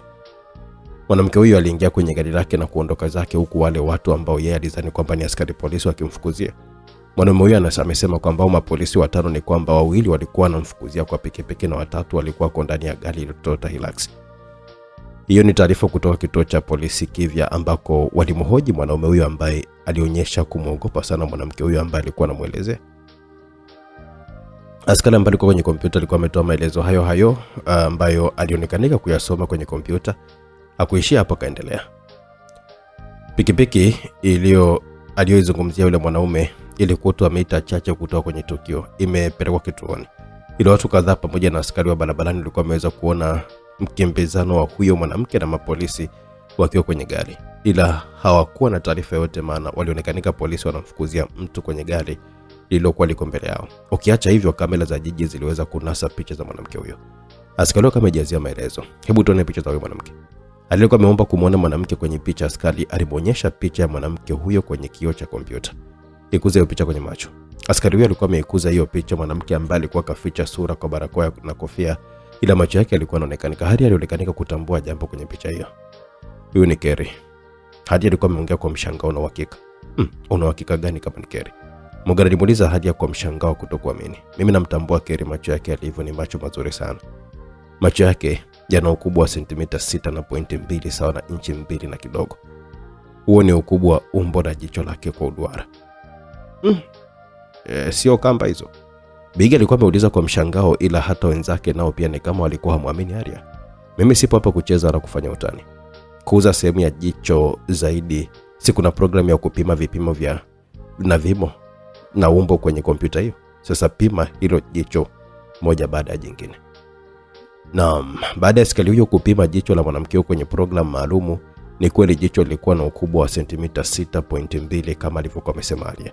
Mwanamke mwenye kichwa chenye upeo vibaya mno wa kuchambua matukio kwa haraka na kupata majibu sahihi ama yanayokaribia kwenye usahihi. Ni kama babake Mzee Nyoni. Mnakumbuka Mzee Nyoni alikuwa ameweza kuwasanua wenzake kuhusu watu waliokuwa wameenda kuisaidia familia ya IGP kuwa wanahusiana na hiyo familia, hasa yule mwanamke.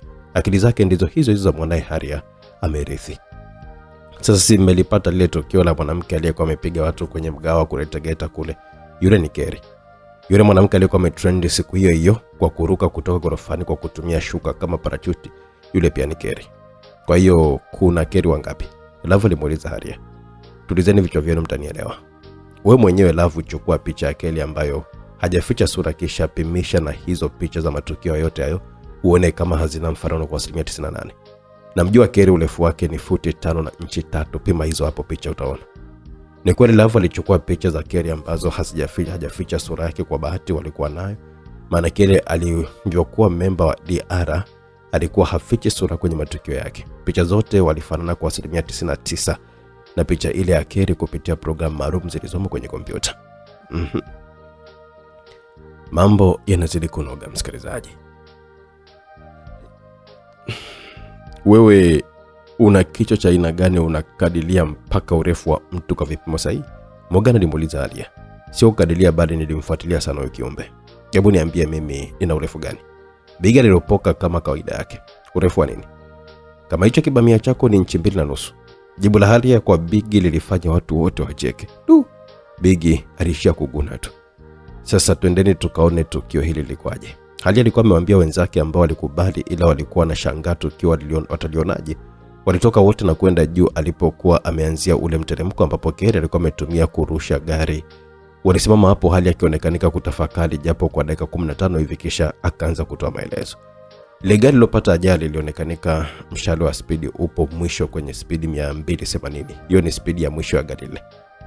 Ila mle kwenye gari hakuna dalili ya uwepo wa mtu. Kama angelikuwepo ina maana kwamba kilikufa vibaya sana. Ila mule kinachoashiria uwepo wa mtu ni damu chache ambazo zinaonekanika zilimwagika mule kabla hiyo ajali. Sasa ina maana huyo mwanamke ambaye ndio Kerry kutoka huko alikotoka alikuwa anakimbizwa na hao wenzake wa DR.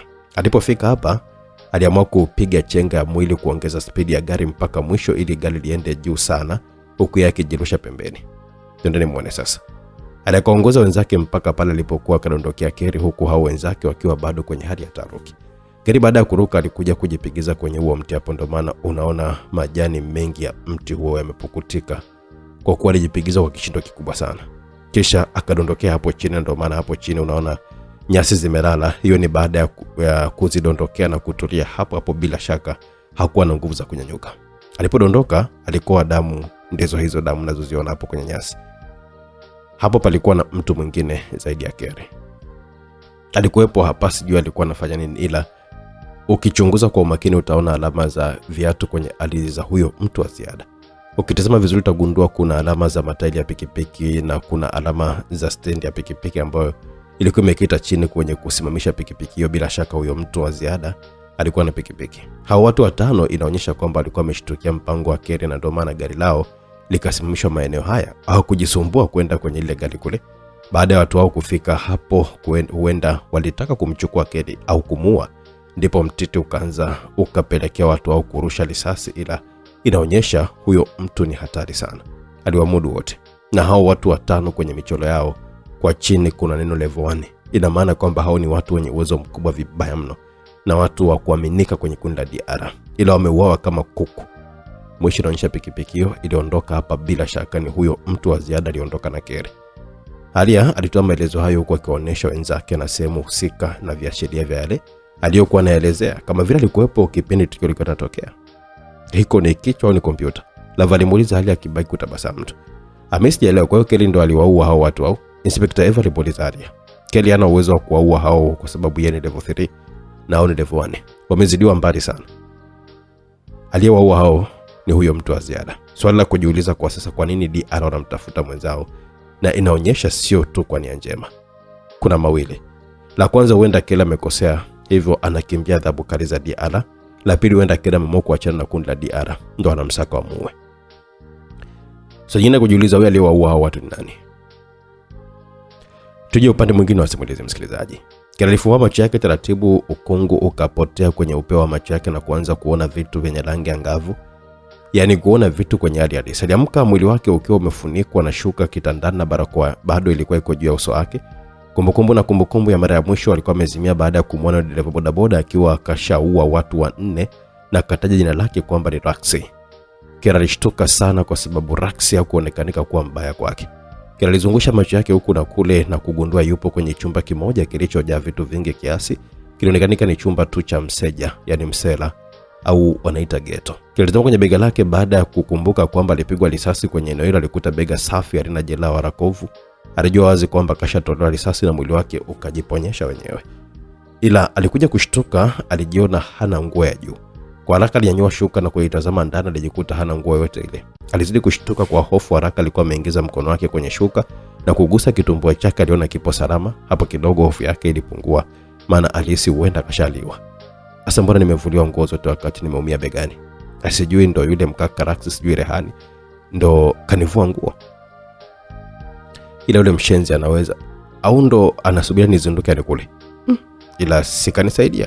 Wewe sio sababu ya kumpa kitumbua changu bana.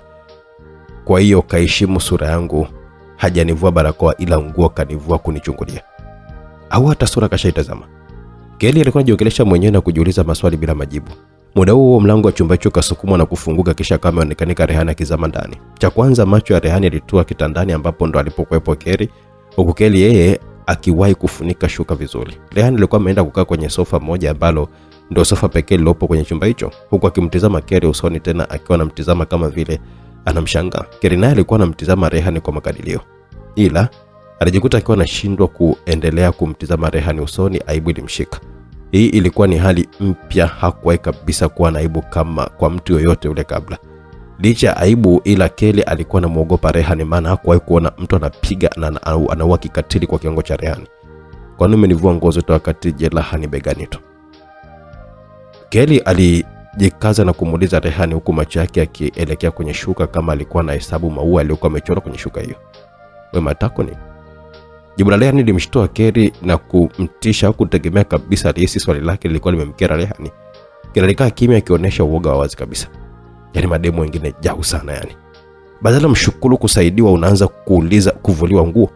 Yaani wewe Keri unaona huo mshimo wako dili sana. Mbona jana pale umenichungulia mazingira yangu mimi na sijalamika? Rehani safari hii aliongezea maneno hayo huko akiwa na chukua remote kwenye meza na kuwasha TV. Kelly alikaa kimya, alikuwa anajiuliza mwanaume huyo amejaje jina lake au anamjua tokea muda mrefu, na hakuwa na majibu. Ilibidi kwanza amuulize, "Umejua jina langu?" "Una maswali ya kipuuzi. Wale waliokuwa na kuinda jana si walikutaja jina lako pale hapo?" "Sawa, nimekumbuka, ni kweli." Kelly baada ya kupata jibu kwamba jina lake limejulikanika vipi kwa Rehani, sasa alikuwa ameanza kurejea maneno ya Rehani na kukumbuka kwamba Rehani ametaja mshimo akimaanisha kitumbua chake ni mshimo. Ila pia aligundua kwamba Rehani ni mtu wa masiara na sio kwa kumwogopa, maana muda mwingi anatania tu. Kwa kuwa Kelly ni mwanamke jasiri aliyezoea kukutana na watu wengi hatari, ikawa ni swala la dakika 2 tu kumzoea Rehani na kuendana na tabia zake. "Kwa hiyo alinivua nguo kaanza kunichunguza ukaona na mshimo, si ndio?" Kelly alimuuliza Rehani kwa sauti ya utani huku akimtazama. Alipata ujasiri wa kumtazama kwa kuwa Rehani alikuwa yuko busy kuangalia TV. "Wewe nilikuvua nguo kwa sababu wewe pia jana ulinichungulia, kwa hiyo ngoma draw tu hapo." Rehani alijibu huku akiwa yuko busy kutazama TV. "Wewe mjinga kumbe?" "Ni mjinga kama wewe tu." Kelly alibaki kumtazama mwanaume ambaye alikuwa anazidi kuvutiwa na ucheshi wake. "Haya, tuachane nayo. Vipi na endeleaje mgonjwa wangu?" Rehani safari alimuuliza akiwa yuko serious, akiwa amemgeukia Kelly na kumtazama usoni Kelly, ambako ajifunika shuka na barakoa yake usoni. "Mbona hukuniulizia tokea mwanzo, ndo kwanza umenitukana?" Kelly alikuwa ameuliza kwa kulaumu na kujidekeza kidogo bila hata kutarajia. "Mgonjwa wewe hautii hofu baada ya kukutoa risasi kwenye bega? Mwili wako umepona mwenyewe kuanzia majeraha mpaka sumu yote imeisha. Ndio maana sikuwa hata na wasiwasi." "Sawa bwana. Kwa nini umenisaidia wakati unafahamu mimi ni DR na bila shaka wewe hupatana na DR? Na je, tulipoonana siku ile ya kwanza ulijua mimi nani?" "Asikukujua, ila nilifahamu kwamba ni mwanamke mwenye nguvu kubwa sana kulingana na jinsi ulivyo. Jicho langu liona nguvu zako. Nimekusaidia kwa sababu mimi ni wajibu wangu kusaidia. Lakini ndani ya macho yako kuna weupe, rangi nyeusi, wanailazimisha walimwengu. Kelly, wewe una nyota ya malaika, ila walimwengu wamekulazimisha uwe shetani." Maneno machache tu ya Rehani yalikuwa yamezama ndani kabisa ya moyo wa Kelly na kumfanya akae kimya huku akiwa anamtazama Rehani kwa sekunde kadhaa. "Utakula chakula gani, maana najua hapo una njaa sana?" Rehani alikuwa amemuuliza Kelly kipindi Kelly alipokuwa bado anatafakari maneno machache ila mazito ya Rehani. Ni kweli Kelly alikuwa na njaa vibaya mno. "Kwani hapa ni mbali na kwenye ule mgawa yule mama Sakina?" "Sio mbali, nataka nini pale?" "Pale nataka wali, nyegere na maini." "Sawa, acha kuchukua chakula hicho. Ukitoka hapo nje upande wa kulia kuna bafu, utaenda kuoga, pia maji ya bomba utachota hapo nje. Fungua hilo kabati mlango wa kushoto, kuna mataulo hapo, utachukua wewe taulo unalotaka. Sabuni, mswaki na dawa ya meno vyote viko pembeni ya ndo hapo." "Sawa, asante sana Lux." "Niite Rehani." "Sawa Rehani. Kabla hujaondoka napenda nikusifu. Umechagua mtindo mzuri sana wa maisha ambao ni ngumu mtu kujua uhalisia wako." "Umbea huo sasa wewe." "Sawa. Basi ngoja nikupe pesa, kile kimkoba changu kiko wapi?" "Hivi nilikwambia nataka hela yako wewe. Pua kama kikombe cha kahawa." Yamekuwa hayo. Kelly kabaki kushangaa tu akiwa anacheka, maana akili za Rehani hazikuwa nzuri. Rehani alitoka zake nje na kuondoka kwenda kutafuta chakula. Kelly alibaki kucheka tu akiwa anafikiria majibu ya hovyo ya Rehani. Kelly alitupa shuka pembeni na kubaki mtupu kama alivyozaliwa, ila usoni ndo alibaki na barakoa. Alinyanyuka kama alivyokuwa ameelekezwa, alienda kwenye kabati na kuchukua taulo moja kati ya mataulo 5 aliyokuwa ameona pale yamepangwa kwa kukunjwa vyema. Alichagua taulo la blue. Kabla ya kujifunga taulo hilo, alijitazama kwenye kioo cha kabati hilo. Kelly anapenda sana kujitazama kwenye kioo, hasa akiwa anawaza baadhi ya mambo. Alikuwa anautazama mwili wake wenye umbo zuri sana huku akijiwazia hili na lile. "Kwa hiyo mwanaume mpuuzi kaushika mwili wangu. Ndio lazima kanishika, hawezi kabisa kunivua nguo bila kunishika. Kwa hiyo hajanitamani au mbona hajanifanya chochote kile? Hata aonyeshi kama yupo na mwanamke chumbani kwake. Yaani kama yuko na msela wake tu. Au shock." Mdomo koma. Kelly alikuwa anajiwazia mwenyewe kibwege sana yani. Mimi ni mjinga sana. Hasa zile nguo zilikuwa zimechanika, zimechafuka, alafu namuuliza kwa nini kanivua. Kelly alijicheka eti, "Ila najali sana jamani. Nadhani nimeanza kumpenda huyo." "Asa nawezaje kumpenda mtu ambaye sijawahi kushinda naye hata kwa kutwa moja? Ila mapenzi kama chafya. No, mimi Kelly naanzaje kupenda kirahisi hivi? Hapana. Alafu anaonekana malaya huyo. Jana hata hakushtuka kipindi naona dudu lake, yani pale anakujua, kwa hiyo kazoea dudu lake kuonekanika na wanawake huyo. Ila mbona kubwa ile dudu aise kuliko hata umri wake. Mbona nawaza ujinga mimi jamani." Kila kajicheka tena, kisha kama jifunga taulo akabeba kindona kibakuli maalum kilichokuwa kuna mswaki wa dawa ya meno na brushi la kuogea kutoka zake nje. Alitoka nje ambako mazingira ya nje kwake yalikuwa ni mageni kabisa kwa sababu alifika hapo akiwa hanafahamu. Ila alifuata maelekezo ya Rehani mbele kutoka chumba cha Rehani hatua 15 hivi kulikuwa na bomba. Alifika hapo kwenye bomba. Kutoka kwenye bomba hatua kama 6 hivi kulikuwa na vyumba vingine nje, vilikuwa na baraza nje ambapo kulikuwa kuna wanawake kadhaa wakiwa wamekaa, akiwemo Saumu, Mwajuma na binti wengine wawili na wamama watu wazima wawili. Kera alifika hapo bombani. Japo hakuwahi kuishi kabisa maisha ya kiungwana, ila alijitahidi kuanza na salamu kwa wenyeji wake.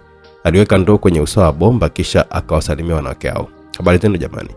Kelly alijitahidi sana kutoa salamu ambayo kwa upande wake ilikuwa ni hatua ya juu sana kwa kiwango cha ungwana. Cha ajabu salamu hiyo haikupokelewa kiungwana kama Kelly alivyokuwa ameitoa. Wanawake hao walijibu salamu ya Kelly kwa msonyo mzito na maneno ya kejeli. Halo, jini mabarakoa kaingia mjini. Wanawake hao wote waliongea kwa pamoja baada ya msonyo mkali kweli kweli. I say, mtu anataka kuwa muungwana, watu wataki mpokea kiungwana. Wakipigika je? Ngoja tuone kilichokuwa. Kelly aliwashangaa wanawake hao huko akiwa anawatazama kwa macho ya makadirio hivi, ila moyoni mwake alijisemea kwamba ndo maisha ya uswahilini bwana. Aliamua kuendelea mambo yake akikinga maji huko. Wanawake hao bado walikuwa wanamtazama kwa macho yao ya husuda. Kila kabeba ndoo na kuingia nayo bafuni ambako hakumuuliza mtu yoyote ule. Alifuata maelekezo ya Rehani. Aliingia bafuni huko nje akiacha maneno ya masimango kwa wanawake hao.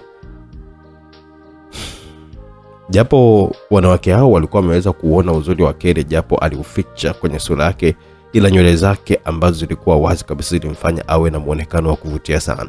Shepu yake ilijichora vizuri ndani ya taulo japo alikuwa mwembamba, ila bado makalio yake yalinyanyua taulo kwa kiasi chake kwa upande wa nyuma huku yakitikisika na kufanya wanawake hao wazidi kukerwa. Pia unyororo wa ngozi yake pia ulikuwa unawatamanisha hata wanawake hao wawe ndo na ngozi laini kama ya Kelly, ambaye alionekana kwenye mapaja ya Kelly ambaye alikuwa anaonekanika kuanzia katikati ya mapaja ilipoishia taulo lake na sehemu za juu kwenye mabega na mikono pia. Usindede mwenyewe ambaye niliwaambia kwamba kaletwa jana na Rehani hapa akiwa kalewa kazima kabisa jitambue. Mimi nilimuona muda ule analetwa yani kama mzoga vile, kashushwa kwa kubebwa kaingizwa ndani. Nilikuwa niko dirishani natazama tu. Mwajuma aliwaambia wenzake, au mhudumu wa baa huyo. Mama mmoja alikuwa ameuliza wenzake, mhudumu ndo anywe mpaka azime? Huyu atakuwa ni vile vidada vya kudandia bia za bure ndo kanywa mpaka kazima ndo Rehani mpenda chini kapita na goma. Alisema Saumu kwa makadirio, ila sauti yake ilikuwa ni ya mithili ya mtu mwenye uhakika na maneno yake. Atakuja siku moja huyu, mwache tu apende vya bure. Alichangia binti mwingine alijulikana kwa jina la Joyce. Na mbona kaficha sura au anaona aibu? Mama mwingine naye kauliza, hata jana alikuja na hiko kinyago chake hapo. Nahisi atakuwa na msula kama mbwa na ndo maana na uficha ficha. Halo, mbona msula mbwa? Baada ya Mwajuma kusema Kelly huenda ana msula kama mbwa, wanawake wote wakacheka kwa pamoja na kusema hivyo. Yaani ana shobo na wanaume za watu. Tutalikomesha jibu hili. Saumu alikuwa ameongea kwa hasira alizokuwa nazo na wivu ndani yake. Alionekana kumchukia sana Kelly japo hata amjui. Kelly alibaki tu kutabasamu, alikuwa anasikia kila neno lililokuwa linazungumzwa kuhusu yeye. Hawa shenzi ni wa kuachana nao, nisije nikawangoa meno hapa akanitafuta lawama mimi ni mgeni. Kelly alichagua tu kuachana nao maana aliona ni lawama zinazokuwa zinamuongelea. Hawamjui kabisa Kelly ni mwanamke wa aina gani. Esema ngoja nitawafurahisha tu hao wanawake wa Kiswahili. Mimi mwenyewe hapa Mswahili vibaya sana.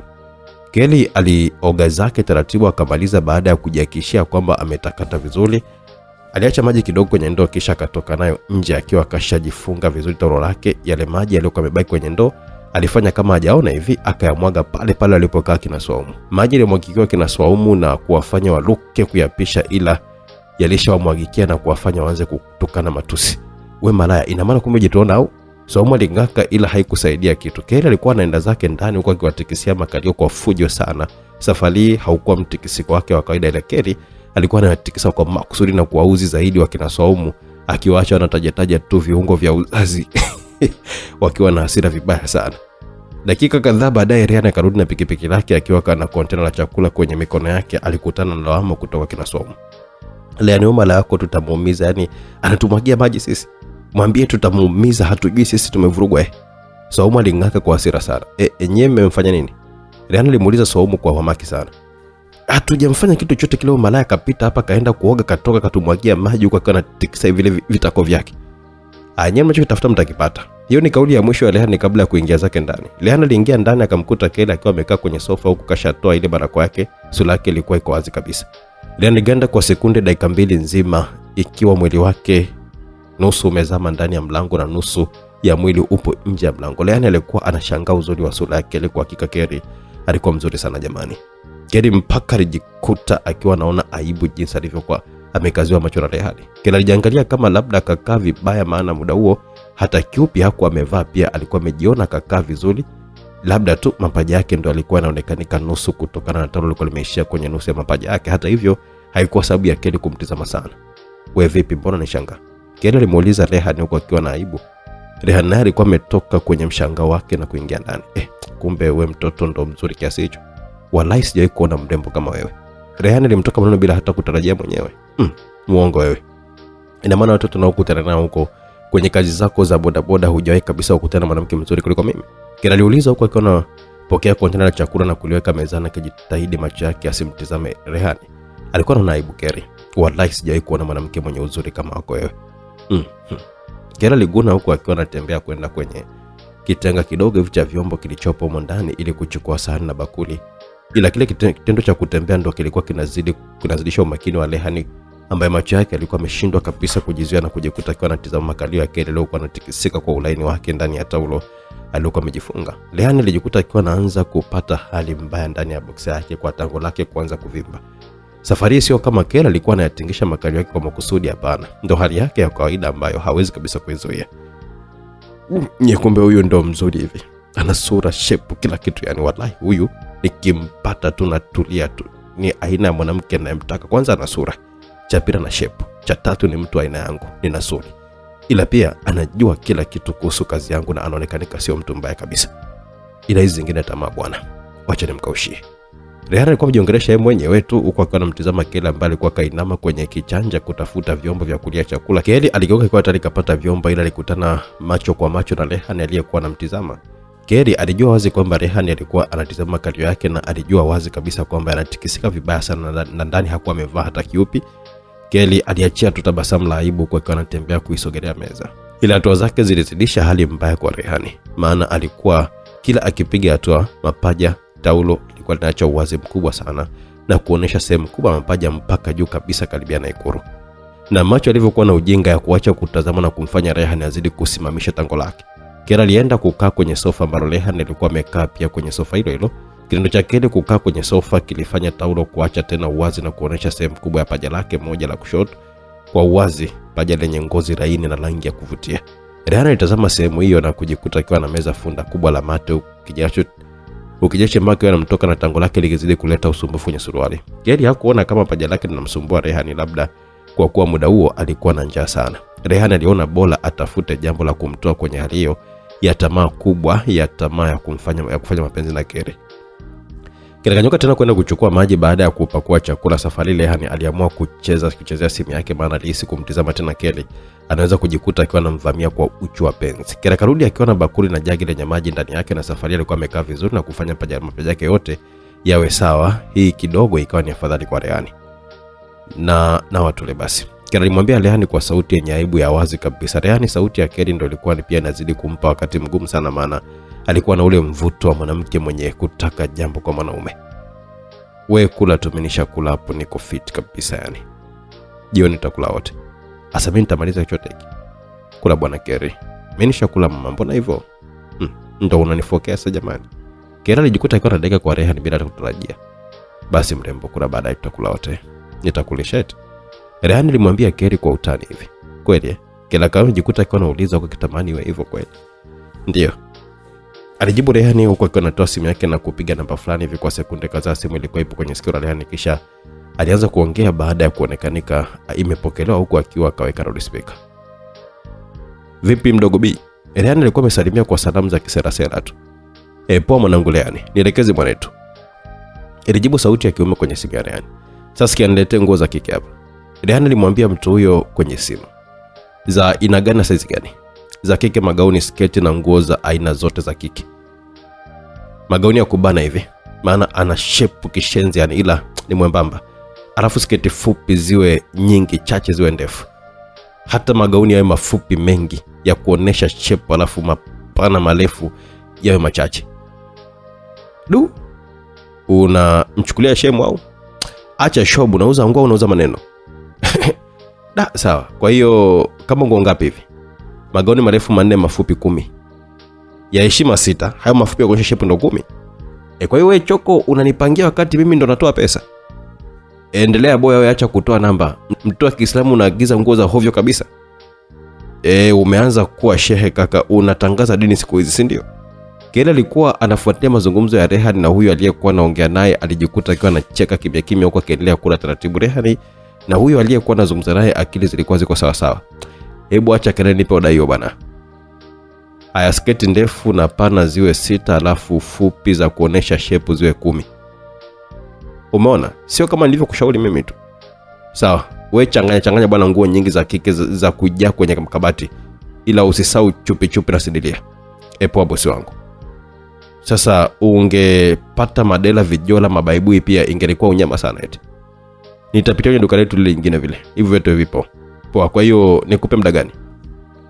Masaa 2 hapo. Basi neno mwanangu. Simulikatwa baada ya maongezi hayo. Kerali mtazama Rehani kwa jicho lenye kutafakari huko akiwa na jinsi furaha na msisimuko ndani ya moyo wake. Rehani alikuwa anamjali sana, hakuwahi kupata mtu wa kumjali kama Rehani. Kwa nini anijali kwa kiwango hicho mpaka unatumia gharama kiasi hicho? Japo najua lazima una pesa za kutosha, hakuna nasuli au mtu anayefanya kazi kama zako maskini.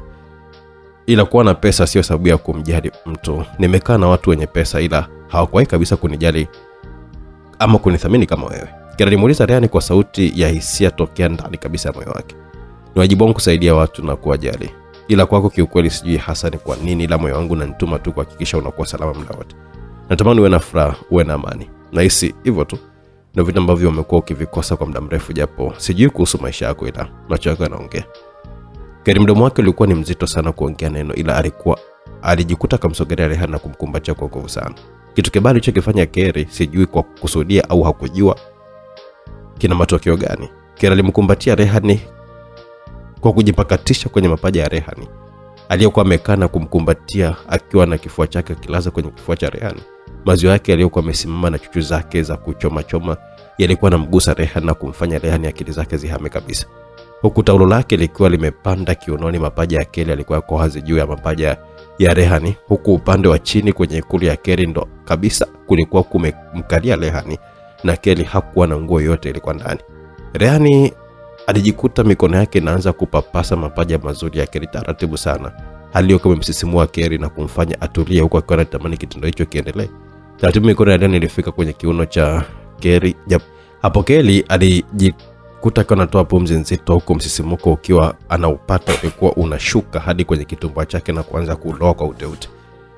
Kerali japo alikuwa mgeni na mapenzi, ila naye alijikuta akiwa anavamia mdomo wa Rehani na kuanza kumnyonya kwa fujo, huko akiwa na sikilizia mkono mmoja wa Rehani ambao ulikuwa unashuka kutoka kiunoni na kupapasa kalio taratibu, na huku mkono mwingine wa Rehani ukiwa unatomasa chuchu yake moja ya upande wa kushoto kwa ustadi wa hali ya juu sana, na kumfanya Kerali anyonye midomo ya Rehani huku akianza kutoa miguno ya raha. Hebu tuache kwanza wazinzi hapo, twende upande mwingine msikilizaji. Kwenye makao makuu ya Death Riders alifika Kayla akiwa na Joker na walinzi wake kadhaa. Aliingia ndani kwenye chumba kile cha mipango ambacho mara ya mwisho Kerali alichafukwa roho kwenye eneo hilo, na safari yake ikaanza hapo ndani ya chumba hiko kikubwa, unaweza kusema ni ukumbi. Hakuwa na wakumzuia, kila mmoja alikuwa anajua kwamba Kayla ni nani. Ila Kayla hakuwa na maelewano mazuri na viongozi wengine wa kundi hilo, yani Anita, Nikita na Nitita, licha kwamba wote ni ndugu. Kayla aliwakuta wote wapo ndani ya ukumbi huo, Anita, Nikita na Nitita, wakiwa na watu wao wa karibu, Ngozi Pasha na Robert Keno. Kayla akikutana ndugu zake hao, kazi kubwa inakuwa ni kurushiana maneno. Kwa hiyo nyinyi mmemwacha Kerali alafu kazi yenu ni kumtumia watu tu. Mnadhani hao watu watamrudisha Kerali? Sasa mmetuma hadi level 1. Anamtuma nani safari? Kayla aliwauliza Anita, Nikita na Nitita. Kayla alivyovaa ni kama Nikita na Nitita, tofauti ni rangi tu. Nikita akiwa anavaa mavazi meusi, Nitita alikuwa anavaa mavazi mekundu, na Kayla alikuwa anavaa mavazi meupe, wote wakiwa na barakoa zenye mnachi ya vipepeo. Hata Anita alikuwa anavaa kama hao wengine, ila yeye hakuwa na barakoa. Sasa kuna tofauti gani na wewe ambaye umevamia makao makuu ya polisi na umefeli kumpata IGP, umepoteza watu. Umevamia kwa IGP nyumbani kwake, umepoteza watu. Umevamia waziri wa maliasili ambaye kwa sasa hivi ni waziri mkuu, umeishia kupoteza watu tu. Nikita alimuuliza Kayla kwa sauti yenye kukosoa. Mimi nimefanikiwa kujua kuwa kumbe Rais Inyoni, IGP na waziri wana watu wao wa kazi ambao washaandaa kwa ajili yetu sisi, akiwemo huyo Raxos. Je, nyinyi mmegundua nini? Ni sawa umefanya kazi kubwa na umefeli. Sio kama lengo lako lilikuwa ni kujua hayo unayotuambia hapo sasa hivi. Endelea na kazi ya kutaka kumuua mwanao wa kumzaa mwenyewe Jaden. Acha kutupigia kelele hapa. Nikita alimjibu tena Kayla huku wenzake wakiwa kimya wanasikiliza maneno yaliyokuwa yanarushwa.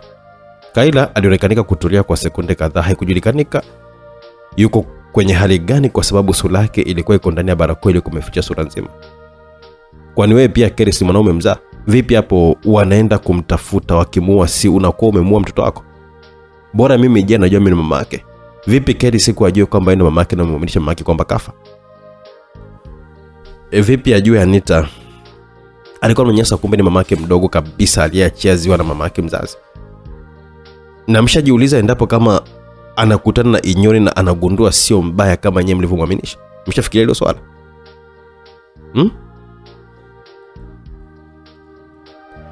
Kwa hiyo unataka kusema tuanze kuwa na hofu ya kumwogopa Kerry? Yaani tumuogope binti tuliyemlea sisi wenyewe na ni mtoto wetu kabisa? Anita alimuuliza Kayla kwa sauti iliyojaa hasira. Sijui mfanyaje, ila mara hii kinyago chenu wenyewe kitawatisha vibaya sana. Kayla alijibu kwa uhakika. Acha maneno yako ya dhihaka hapo. Sema umekuja kufanya nini hapa? Nikita alimuuliza Kayla. Leo nimekuja kama kiongozi kutoa amri. Inatakiwa mchague mmoja, kumpata Kerry ama kuachana naye ili tufanye mambo mengine. Wewe kwa nini utupangie cha kufanya? Nikita alimuuliza Kayla kwa mara ya kwanza. Mimi ni kiongozi wenu pia, mimi ni dada yenu. Hauna sifa za kuwa kiongozi wa kundi. Uliingia kwenye maisha ya Inyoni ili kumteketeza. Cha ajabu wewe umezama kwenye mapenzi wakati mtu kama Anita kakubali kuishi kama mfuko wa mwanae wa pekee Kerry. Sasa wewe na Nikita ni mwenye sifa ya uongozi. Ujinga ni ujinga tu. Mimi kwenye maisha ya Inyoni na watoto 4. Usinifananishe na huyo mwenye mtoto mmoja wa bahati mbaya. Una watoto 4 au 5? Acha maswali ya kipuzi. Fanyeni moja, mumpate Kerry au muachane naye. Kama mkiona vipi, mwambieni kaka Jauja awasaidie. Sitaingia wenyewe mtaani ili kumrudisha Kerry hapa bosi. Nigosi Pasho alimwambia Kayla kwa kujiamini sana. Sawa, haina shida. Nyie mna akili kuliko viongozi wenu. Mhakikishe mnampata Kerry kabla hajakutana na Inyoni. Sawa bosi.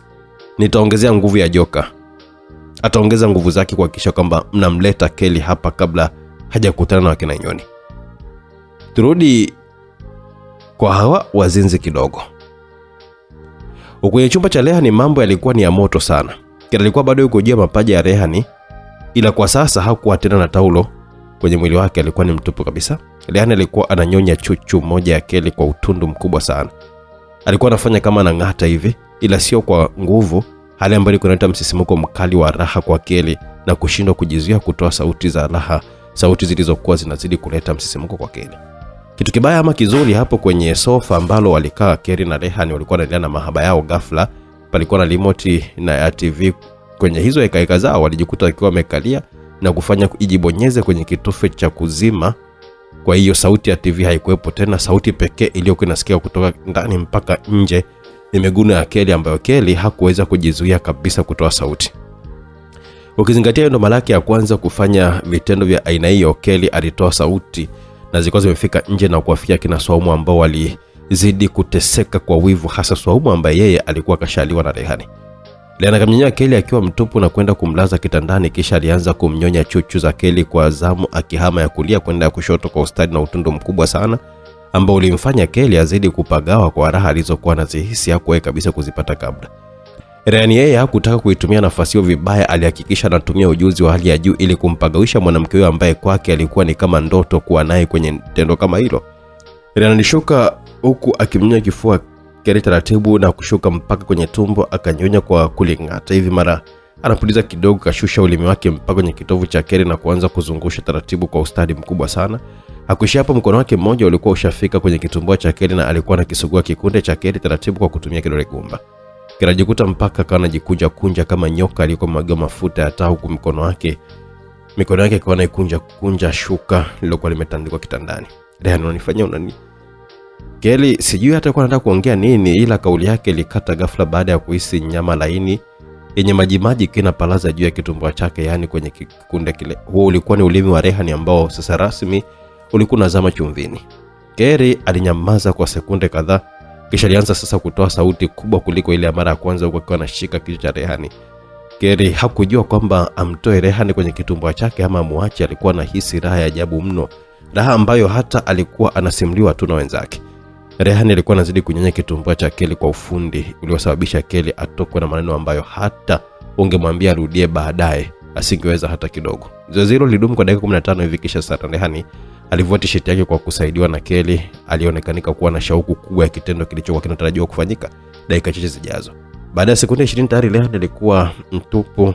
Kelly licha ya kuwa ni mara yake ya kwanza, ila hakuwa mnyonge, hakuwa kabisa kufanya mapenzi, ila alikuwa anasimuliwa mambo mengi na rafiki zake wakina Lea, Fiona, Edita na Faini. Pia kuna vitabu vingi sana vyenye mambo kama hayo. Kikubwa alikuwa anavisoma pia, na aliwahi kuangalia video kadhaa za ngono, japo hakuwa mpenzi sana wa video za aina hiyo. Hayo yote yalimfanya awe na mwongozo wa matendo kwenye mapenzi. Siku hii ya kwanza Kelly alishika tango kubwa nene kiasi lenye urefu wa inchi 9. Alishika kwenye viganja vyake laini sana, viganja ambavyo usingeweza kuzani kama ni viganja vya ngumi. Ni viganja laini mno. Rehani alipata msisimuko ambao hakuwahi kuupata kwa mwanamke yote tokea ayajue mapenzi. Kelly alichezea tango la Rehani kwa ustadi ambao hata yeye mwenyewe kutegemea kama akifanya hivyo Rehani atapata raha kwa kiwango ambacho kilionekanika wazi kwenye sura ya Rehani na mwili kwa ujumla. Kelly hakuishia hapo, alipeleka tango la Rehani kwenye mdomo wake na kuanza kulinyonya kwa uoga. Uoga wake huo ndio ambao ulikuwa unazidi kumpagawisha Rehani mpaka mtoto wa kiume alianza kunguruma kama simba hivi, akisilizia utamu wa kunyonywa tango na ulimi laini wa Kelly. Kadri muda ulivyokuwa unazidi kwenda, ndivyo Kelly alivyokuwa anazoea na kuzidi kunyonya tango la Rehani kama vile ananyonya ice cream tamu sana. Uginja chake laini kikiwa kinachezea nyanya mbili za Rehani. Hakika Rehani naye alishindwa kuzuia sauti na maneno yalianza kumtoka bila kutarajia. Mimi hapa najiuliza kama Kelly hajawahi kufanya mapenzi yote hayo ameyajulia wapi sasa jamani? Au ndo vitabu ama kusimuliwa na watu, au ndo video za ngono? Kelly, utaniua wewe mtoto. Hivi kumbe ndo fundi hivyo? Maneno ya sifa yalimtoka Rehani bila kutarajia. Muda ulifika, Rehani kama amemlaza tena Kelly chali, huko akiwa anamwekea mto chini ya kiuno na kufanya kiuno chake kinyonge kidogo kwa juu na kitumbua kibaki kinaonekanika wazi katikati ya miguu ya Kelly iliyokuwa imepanuliwa kana kwamba ni mwanamke ambaye anataka kujifungua. Rehani alianza kupalaza kichwa cha tango lake kwenye kitumbua cha Kelly, kitumbua kilichokuwa kimeloa uteute wa kutosha kutokana na kuwa kilishaandaliwa vya kutosha. Rehani akazidi kusugua kitumbua cha Kelly kwenye kikunde kwa kutumia kichwa cha tango. Hali hiyo ilikuwa inazidi kumfanya Kelly atoe milio mingi ya utamu. Zoezi hilo likadumu kwa dakika kama 10, kisha Rehani taratibu alikuwa amesogeza tango lake kwenye tundu la kitumbua cha na kuanza kulizamisha. Ile Kelly akajivuta kwa nyuma kwa kitoa sauti fulani ya maumivu. Vipi tena jamani? Rehani alimuuliza Kelly kwa sauti ya mshangao iliyokuwa imezidiwa na uzito wa huba. Taratibu taniumiza. Kelly alijibu kwa sauti nyepesi iliyokuwa imezidiwa na huba ya kudeka. Haya basi naingiza taratibu. Rehani alimjibu Kelly huko akiwa na mtizamo usoni. Kelly ambaye safari alikuwa ameziba macho yake kwa viganja vya mikono yake, alikuwa anaona aibu vibaya mno.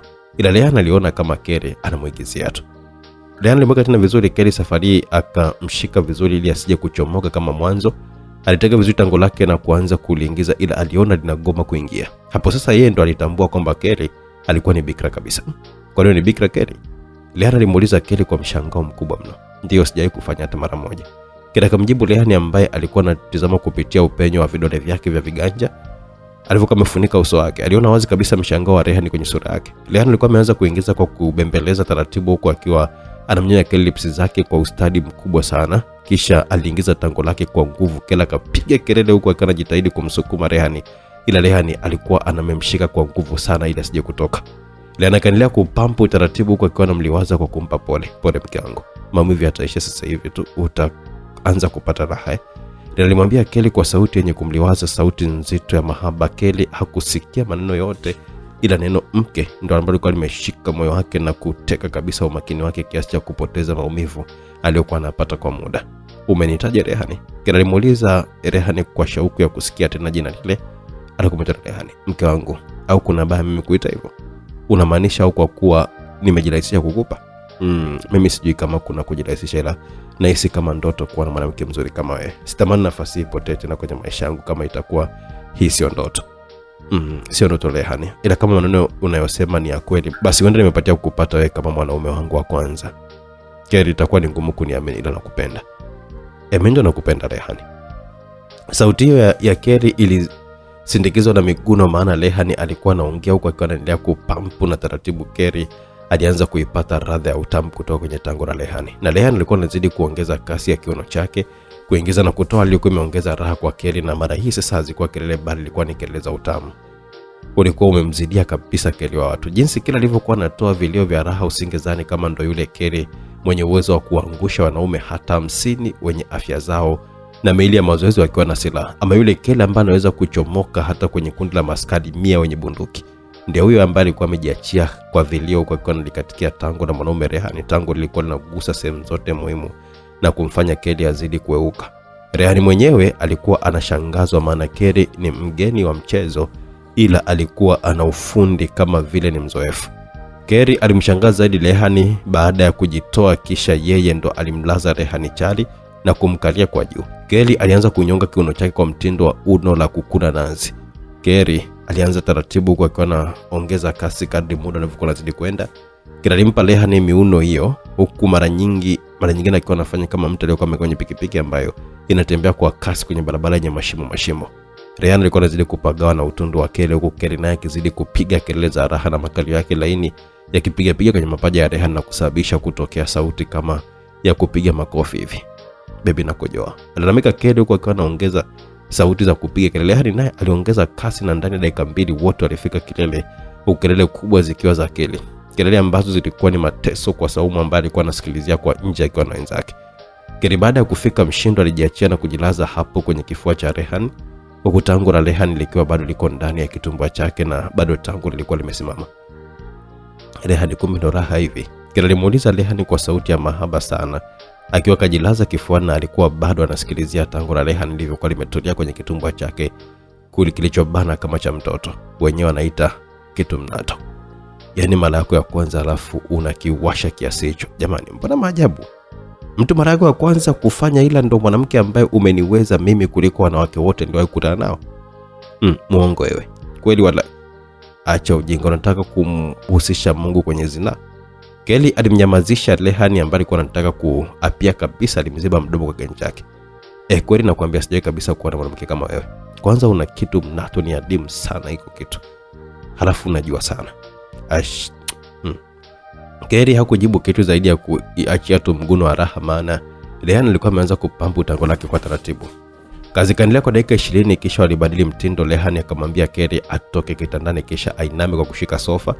Kile alichokifanya, aliinama mguu mmoja kama mpandisha juu ya sofa na mwingine ukabaki chini, huku akiwa kamsusia Rehani aliyekuwa nyuma yake. Taratibu tango likazama kwenye kitumbo kuteleza kama kambale. Mtindo huo ulimpa shida Keri kwa dakika 3. Baada ya hapo aliuzoea.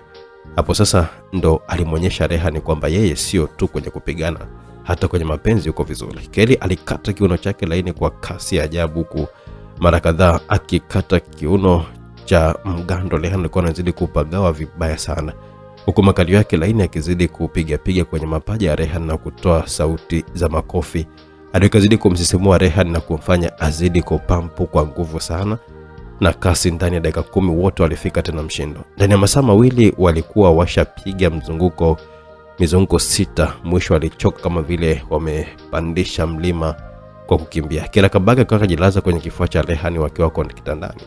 Kila alikuwa amehisi raha sana, japo penzi hilo lilikuwa limeanza kama chafya tu. Hata Rehani naye alijisikia vizuri sana. Rehani, una demu hapo nje? Kila alimuuliza Rehani akiwa kajilaza kifuani, wote wakiwa watupu bila nguo zote zile.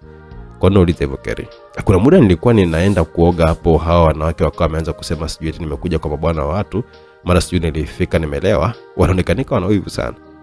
Kwa sababu nimesha kuhakikishia kukupenda, siwezi kukuficha. Kuna chula mmoja hapo alijipendekeza, nikampiga dudu, ndo anajiona kama vile mie mumewe. Wewe ni malaya sasa. Wewe utaweza kukana marafiki zangu kweli? Si utawatia wote, maana wote ni wazuri?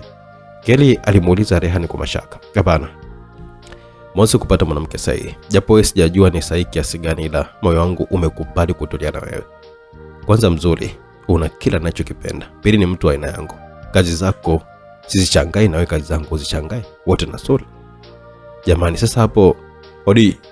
Mazungumzo ya Kerry na Rehan yalikatishwa na hodi ilikuwa na bishwa mlangoni na sauti ya mwanaume. Bi amefika huyo, kaleta nguo. Sawa, ngoja basi nijifunike shuka kwanza. Baada ya Kerry kujifunika shuka vizuri, Rehan naye alikuwa amevaa bukta yake kisha kamruhusu Bi aingie ndani. Kerry alishangaa kuona yule mwanaume aliyekutana naye kwenye duka la nguo siku ile ambaye alimfanyia ukarimu mkubwa sana. Alimwona akiingia ndani humo na begi kubwa sana. Ha?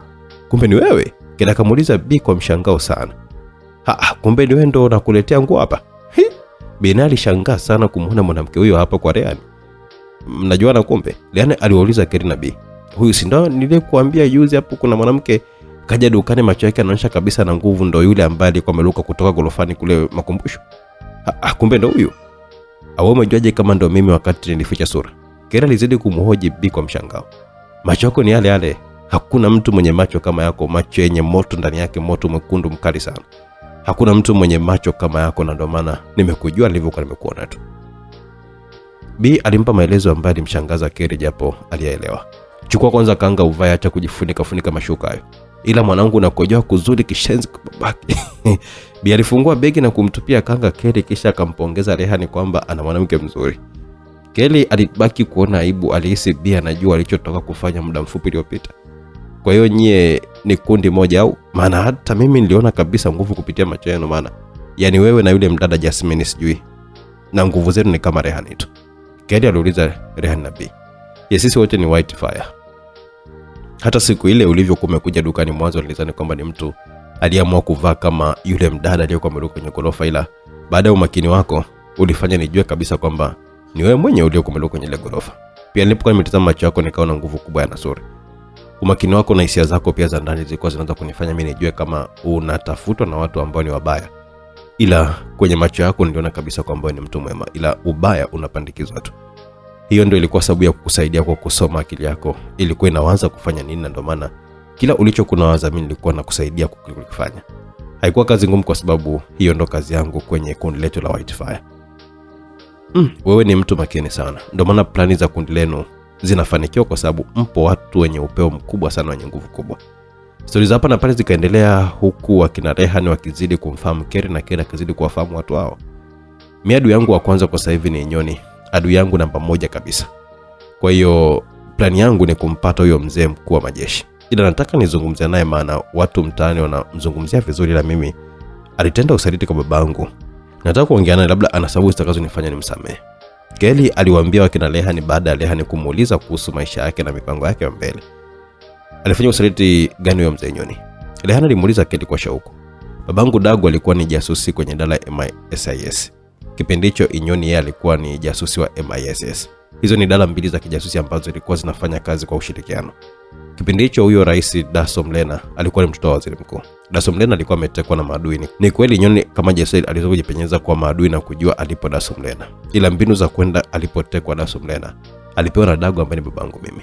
Dagu alitumia nguvu zake na watu wake wa Nasuri wakafanikisha kumkomboa Daso Mlena ambaye ndo rais wa sasa. Kitendo kile cha kumwokoa Daso kilimuongezea babangu maadui wengi sana na kumfanya ishi kwa kujificha zaidi.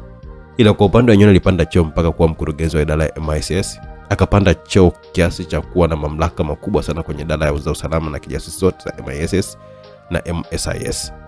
Na aliamua kuzifanya zote ziwe ni idara moja tu, MISS, licha ya msaada wote wa babangu ambao ulikuwa umemfanya awe mtu mzito kwenye nchi. Ila Nyoni hakujali kuhusu msaada wa babangu. Alilewa madaraka na kuacha babangu andama na maadui mpaka wakamuua. Na bado Nyoni hakufuatia chochote kile, ikiwa yeye alikuwa ni mkurugenzi kwenye idara ya usalama wa taifa na mwisho kawa mkuu wa majeshi. Kerry alitoa maelezo hayo. Story hiyo umepewa na nani? Bi alimuuliza Kerry. Niliambiwa na mabosi zangu wa zamani wa Diara. Diara? Bi aliuliza kwa mshangao mkubwa sana. Huyo si ndo Kerry? Yaani wewe uliweza kutambua kama ana nguvu ila umeshindwa kujua kama huyo ndo Kerry? Rehan alimjibu na kumuuliza Bi. Sikujua hilo, sasa imekuwaje wewe na hilo kundi lako? Nimeamua kuachana nao. Na wao pia ndio wananitafuta ili wanirudishe kule au waniue. Kerry aliamua kusimulia story nzima maisha yake ilivyokuwa anaishi kwenye kundi la Diara mpaka alipoamua kuondoka kwenye kundi hilo.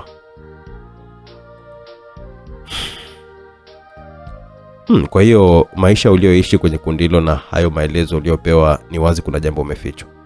Unahitaji kukutana kwanza na Inyoni ili yeye ndo akujibu maswali yako. Huenda kuna jambo ambalo analijua yeye na ulijui. Bi alitoa ushauri huo. Tutaenda kuongea na Inyoni, maana hata mimi nahitaji majibu ya maswali yangu ili nijue kama ni adui yangu ama vipi. Ryan alimwambia Kelly. Kwani wewe alikufanya nini? Ryan alimpa Kelly historia yake na yeye inayofanya amhesabu Inyoni kama adui yake, ila alimwambia wazi kabisa kwamba Inyoni ni babake mzazi. Baada ya hapo Bi aliondoka zake huku akiwaacha Ryan na Kelly ambao ilikuwa ni kama fungulia mbwa, ni kufanya mapenzi muda wote utazani wametoka jela. Tuje upande mwingine msikilizaji. Zilipita siku kadhaa za maisha yakiendelea kabisa kwa upande wa Mabangi. Kwa sasa hivi majira saa 12 jioni Mabangi alikuwa njiani akitokea mkoani Gobogo ambako alienda kufungua tawi jingine la biashara zake. Huko alimwacha Roja kama msimamizi mkuu sasa, na ndo akawa anarudi zake kwenye jiji la Dar es Salaam. Akiwa ndani ya gari lake alitoa simu yake kwa ajili ya kumpigia Priya ambaye alipita masaa mawili bila kuwasiliana naye. Aliweka simu sikioni na kusikiliza kwa muda, kisha simu hiyo ikapokelewa na Mabangi alianza kuongea kwa bashasha. "Hello my heart door." Mabangi alimsalimia kwa bashasha Priya, ila alishangaa anajibiwa na sauti ya kiume. "Weka mnataka mala yako huyo hapa, njoo mchukue kande kwenye haya majengo ambayo yapo kwenye ujenzi. Saa 2 uwe hapa. Muda huo ukipita utakuta tumembaka huyo mlembo mbele na nyuma. Ukipoteza muda zaidi utakuta maiti." Sauti nzito ya kiume ilisikika kwenye simu ya Mabangi. Moyo wa Mabangi ulianza kwenda mbio huku hofu ikimpanda kwa kasi. Rejesho likaanza kumtoka. "Wewe nani na unataka nini kwa mke wangu?"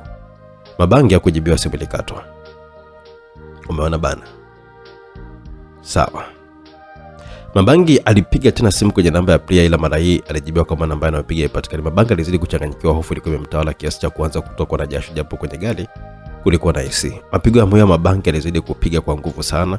Alipata wazo la kuwapigia watu wa nyumbani kwake. Kwa haraka alipiga kwenye namba ya Asha na kwa bahati namba ilipokelewa mara moja. "Halo kaka Jay." Asha, Priya yuko hapo?"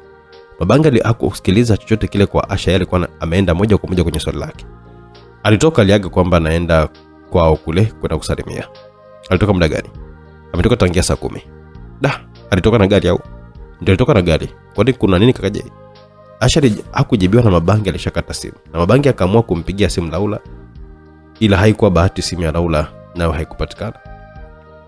Mabangi aliweza kumpigia tena Asha amuulize Laula, ila aliona atakuwa anapoteza muda tu. Kwa bahati kwenye simu yake kulikuwa kuna programu ya kutazama magari yake yote sehemu alipo muda wote ule. Aliingia kwenye programu hiyo na kuona kama na gari la Priya lipo kwenye eneo alikokuwa ameelekezwa. Mabangi aliongeza mwendo wa gari kutoka hapo alipo hadi kufika Dar. Ilikuwa inachukua masaa 3, ila ilitakiwa tumie masaa 2 kufika mpaka sehemu husika alipokuwa ameelekezwa. Mabangi kwa kuwa alikuwa anazijua njia nyingi sana za mtaani ambazo hazina mambo mengi, aliamua kupita njia za mtaani ili kuepusha kufuatiliwa na mapolisi kwa kosa la mwendo kasi. Mabangi kutumia njia hizo za mtaani ambazo hazikuwa na msongamano, saa 1 na dakika 43 alikuwa kafika mahali husika alipoambiwa afike. Nje ya uzio mkubwa wa mabati, kwa ndani ndio kulikuwa na majengo ambayo bado yalikuwa hayajaisha.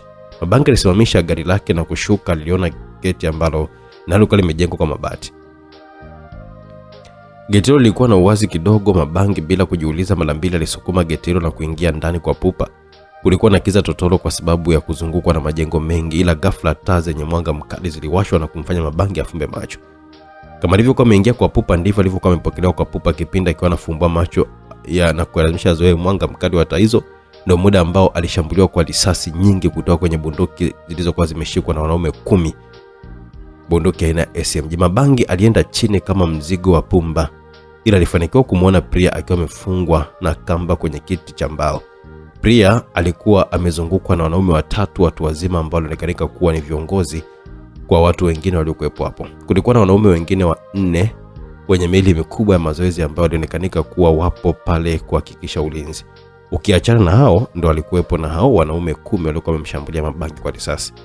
Ila muda huo pia kwenye jengo moja mita 70 kutoka alipo majengo hayo alikuwa amefika Laula akiwa na bunduki yake ya masafa marefu, na alikuwa ameshajitega kwenye eneo zuri, na sasa alikuwa anatizama matukio kupitia darubini iliyopo kwenye bunduki hiyo. Na aliona Mabangi yuko chini akiwa kachakaa kwa risasi, ila Laula hata kushtuka wala hata kuwa na hofu. Alikuwa anajua wazi kabisa kwamba Mabangi hawezi kufa kupigwa risasi. Priya alitabasamu baada ya kumwona Mabangi, hata alipoona kwamba kapigwa risasi nyingi bado hakushtuka. Tabasamu pana liko kwenye uso wake. Wanaume wao walishangaa, maana Awali Priya alikuwa na hofu, ila kwa sasa anaonekanika hofu imemwisha licha mtu ambaye ni tumaini lake kuonekanika kuwa kafa. Muda huo kwa upande mwingine, Rais Inyoni na IGP walikuwa na vijana wao Morgan, Halia, Love, Mbogo, Biggie, Jamari, Inspector Eva na Ruby ambaye naye alikuwa kashapona. Walikuwa makao makuu ya kina Morgan, makao makuu ya kikosi cha Eagle. Uwepo wao hapo ulikuwa ni kujadili jinsi gani ya kuwahi kwenye matukio ya mauaji yanayokuwa yanatokea ambayo yako nje ya mipango yao kabisa. Ama tukio natakiwa tuyawahi sisi kabla watu wengine, kwa sababu yatakuwa yanazua sana taharuki na kupoteza imani kwa raia. Raia watakuwa ni kama vile wako kwenye nchi yenye vita za mara kwa mara. Ukiangalia utagundua yale mauaji ya juzi hayakufanywa na huyo binti Kerry, ila kule kwenye msitu wa Rungwe Beach inaonekana kama mauaji ya watu watatu yalifanywa na yeye, japo watu wale ni DR pia. Ila ilitakiwa sisi tuwahi tukio hilo mapema sana. Bali na hilo inatakiwa sasa tutambue kwa nini hao DR wanauana wenyewe kwa wenyewe. Ina maana sisi tu Inyoni alikuwa anatoa maelezo hayo kwa vijana wale, ila alisitisha kuongea baada ya TV yao iliyokuwa ndani ya ukumbi huo wa mikutano ama majadiliano kuanza kuonesha matukio moja kwa moja. Video ilikuwa inaonekana kwenye TV ilianza kuonesha tukio la mabangi kuingia ndani ya uzio wenye majengo ambayo bado yapo kwenye ujenzi, na mabangi yanaonekana akienda chini baada ya kushambuliwa na risasi zaidi ya 50. Video zilionekanika kwenye vipande viwili, kipande kilichokuwa kinaonyesha mabangi yupo chini akionekanika hana uhai, na kipande kilichokuwa kinaonyesha wanaume waliokuwa waliomshambulia mabangi na wale wanaume watatu waliomzunguka Priya. Hao wakina nani wanafanya uhalifu na wanathubutu kutuonyesha kabisa. Rais aliuliza kwa mshangao na hasira, huyo aliyepigwa risasi Jaden huyo? IGP naye alijikuta akiwa anauliza. Hapo wanaume watu wazima watatu ni baba wa vijana watatu, Johnson, Enoch na James. Hao vijana ndio waliokuwa wamemgonga Jaden na gari kisha wakaondoka naye na familia yake, ila baadaye walikutwa wakiwa wamekufa wote. Hao wazee ndio baba wale vijana. Inspector Eva alimjibu rais pamoja na IGP. Sasa wamewezaje kupata mifumo ya hapa hadi wameunganisha video za live kabisa? Hali kama uliza huko akiwa na hofu, moyo ulikuwa unamwenda mbio, maana alihisi kaka yake amekufa japo hakutaka kukubali, ila alikuwa na hofu moyoni mwake. Sijajua kwa kweli. Ina maana ulinzi wetu ni dhaifu sana, alisema Inyoni ambaye anaonekana kwa kawaida kama vile alipigwa zile risasi ya mosu, ila kiukweli ndani ya moyo wake alikuwa anaumia sana. Waheshimiwa, nimejaribu kufuatilia location ya hilo eneo na haipatikani kabisa. Love aliambiwa kuwa akiwa na laptop yake amejaribu kufuatilia eneo hilo linapotokea tukio, ila hakulitambua kabisa eneo hilo. Basi je, tumpigie waziri wa ujenzi au tumtumie picha hayo majengo? Lazima atajua tu yamejengwa wapi, maana unaonekana ni mradi mkubwa sana huo. Mradi mkubwa alafu mheshimiwa rais usijue. Tulieni tutazame, maana huyo binti ambaye ni mpenzi wa Jaden haonekani kuwa na hofu kama mnatazama kwa makini. Ina maana kuna kitu ambacho anajivunia kama sio yeye aliyemchomesha mpenzi kwa maadui. Kwa hiyo sisi tutazame tu kama filamu tu mpaka mwisho. Inyoni alitoa ushauri licha ya kwamba anaumia moyoni, ila hakutaka hisia zimwendeshe. Aliona huenda kuna jambo litatokea. Wote waliamua kutulia kama alivyokuwa ameshauri Inyoni, japo hali alionekanika kuwa na hofu ya wazi kabisa na Morgan. Hofu ya ilimshangaza hata Inyoni, maana alikuwa anajua hali hampendi kabisa Jaden. Wewe mtoto wa kaaba unacheka wakati basha wako amekufa hapa. Huyu alikuwa ni babake na Johnson akimuuliza Priya kwa hasira. Priya hakujibu, alimtazama tu mwanamume huyo na kutabasamu zaidi. Mmewahi kumuua? Yule mshenzi alitakiwa kushuhudia tunavyompiga dudu mala wake ambaye naona hajui kama yupo kwenye hatari kiasi gani.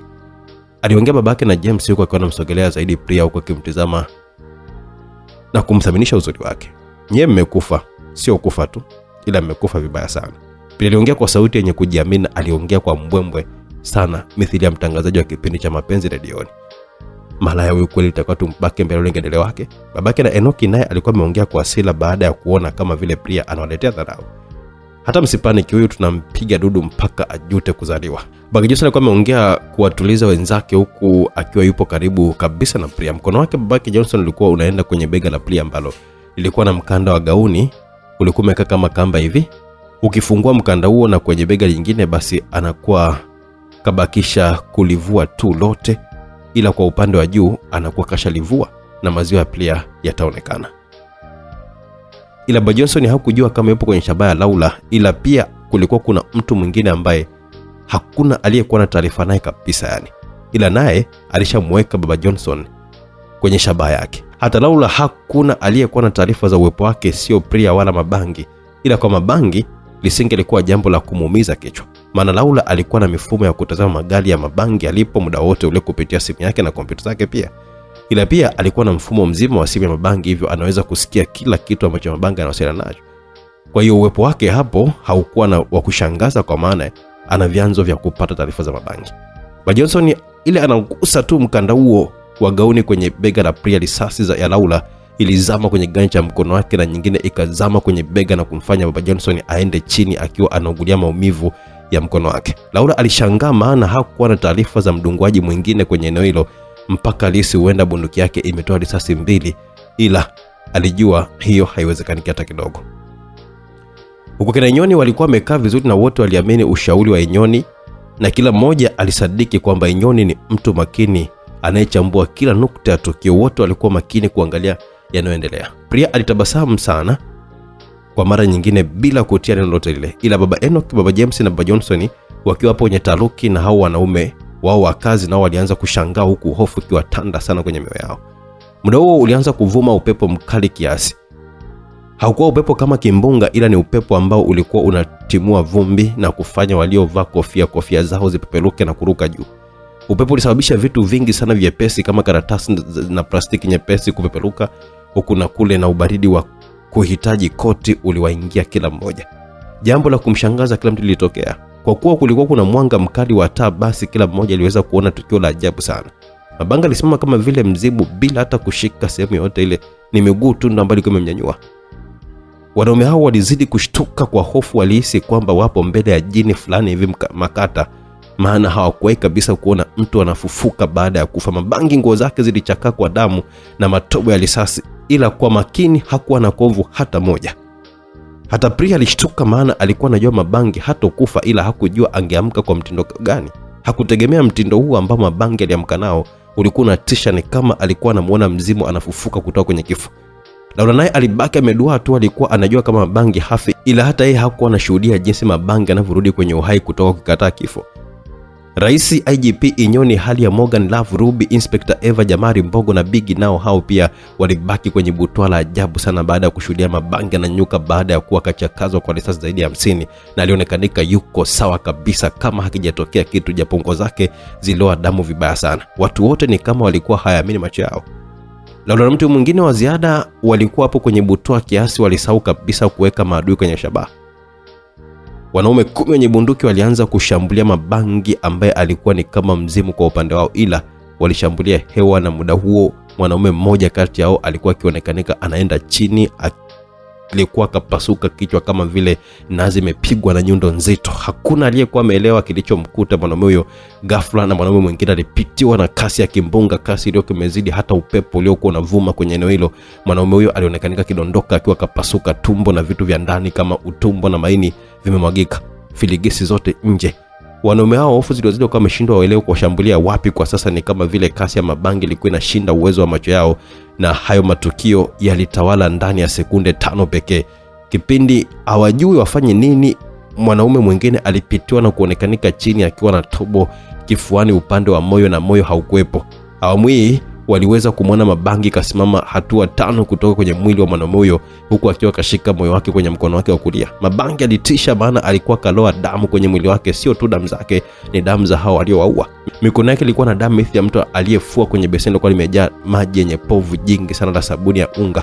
Jinsi mikono ilivyokuwa imeloa povu na kutilika, ndivyo ambavyo mabangi alikuwa kaloa damu kwenye mikono yake na zilikuwa zinamtilika. Mabangi alikuwa anaua kikatili vibaya mno. Wanaume 3 kati ya 10 walishakufa ndani ya sekunde 8 pekee. Bana we. Tuishie hapa msikilizaji katika sehemu ya 5. Nikimaanisha kwamba usikose sehemu inayofuata.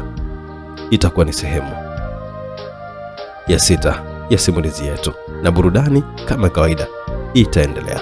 Baki na sisi kwa burudani zaidi. Bye bye.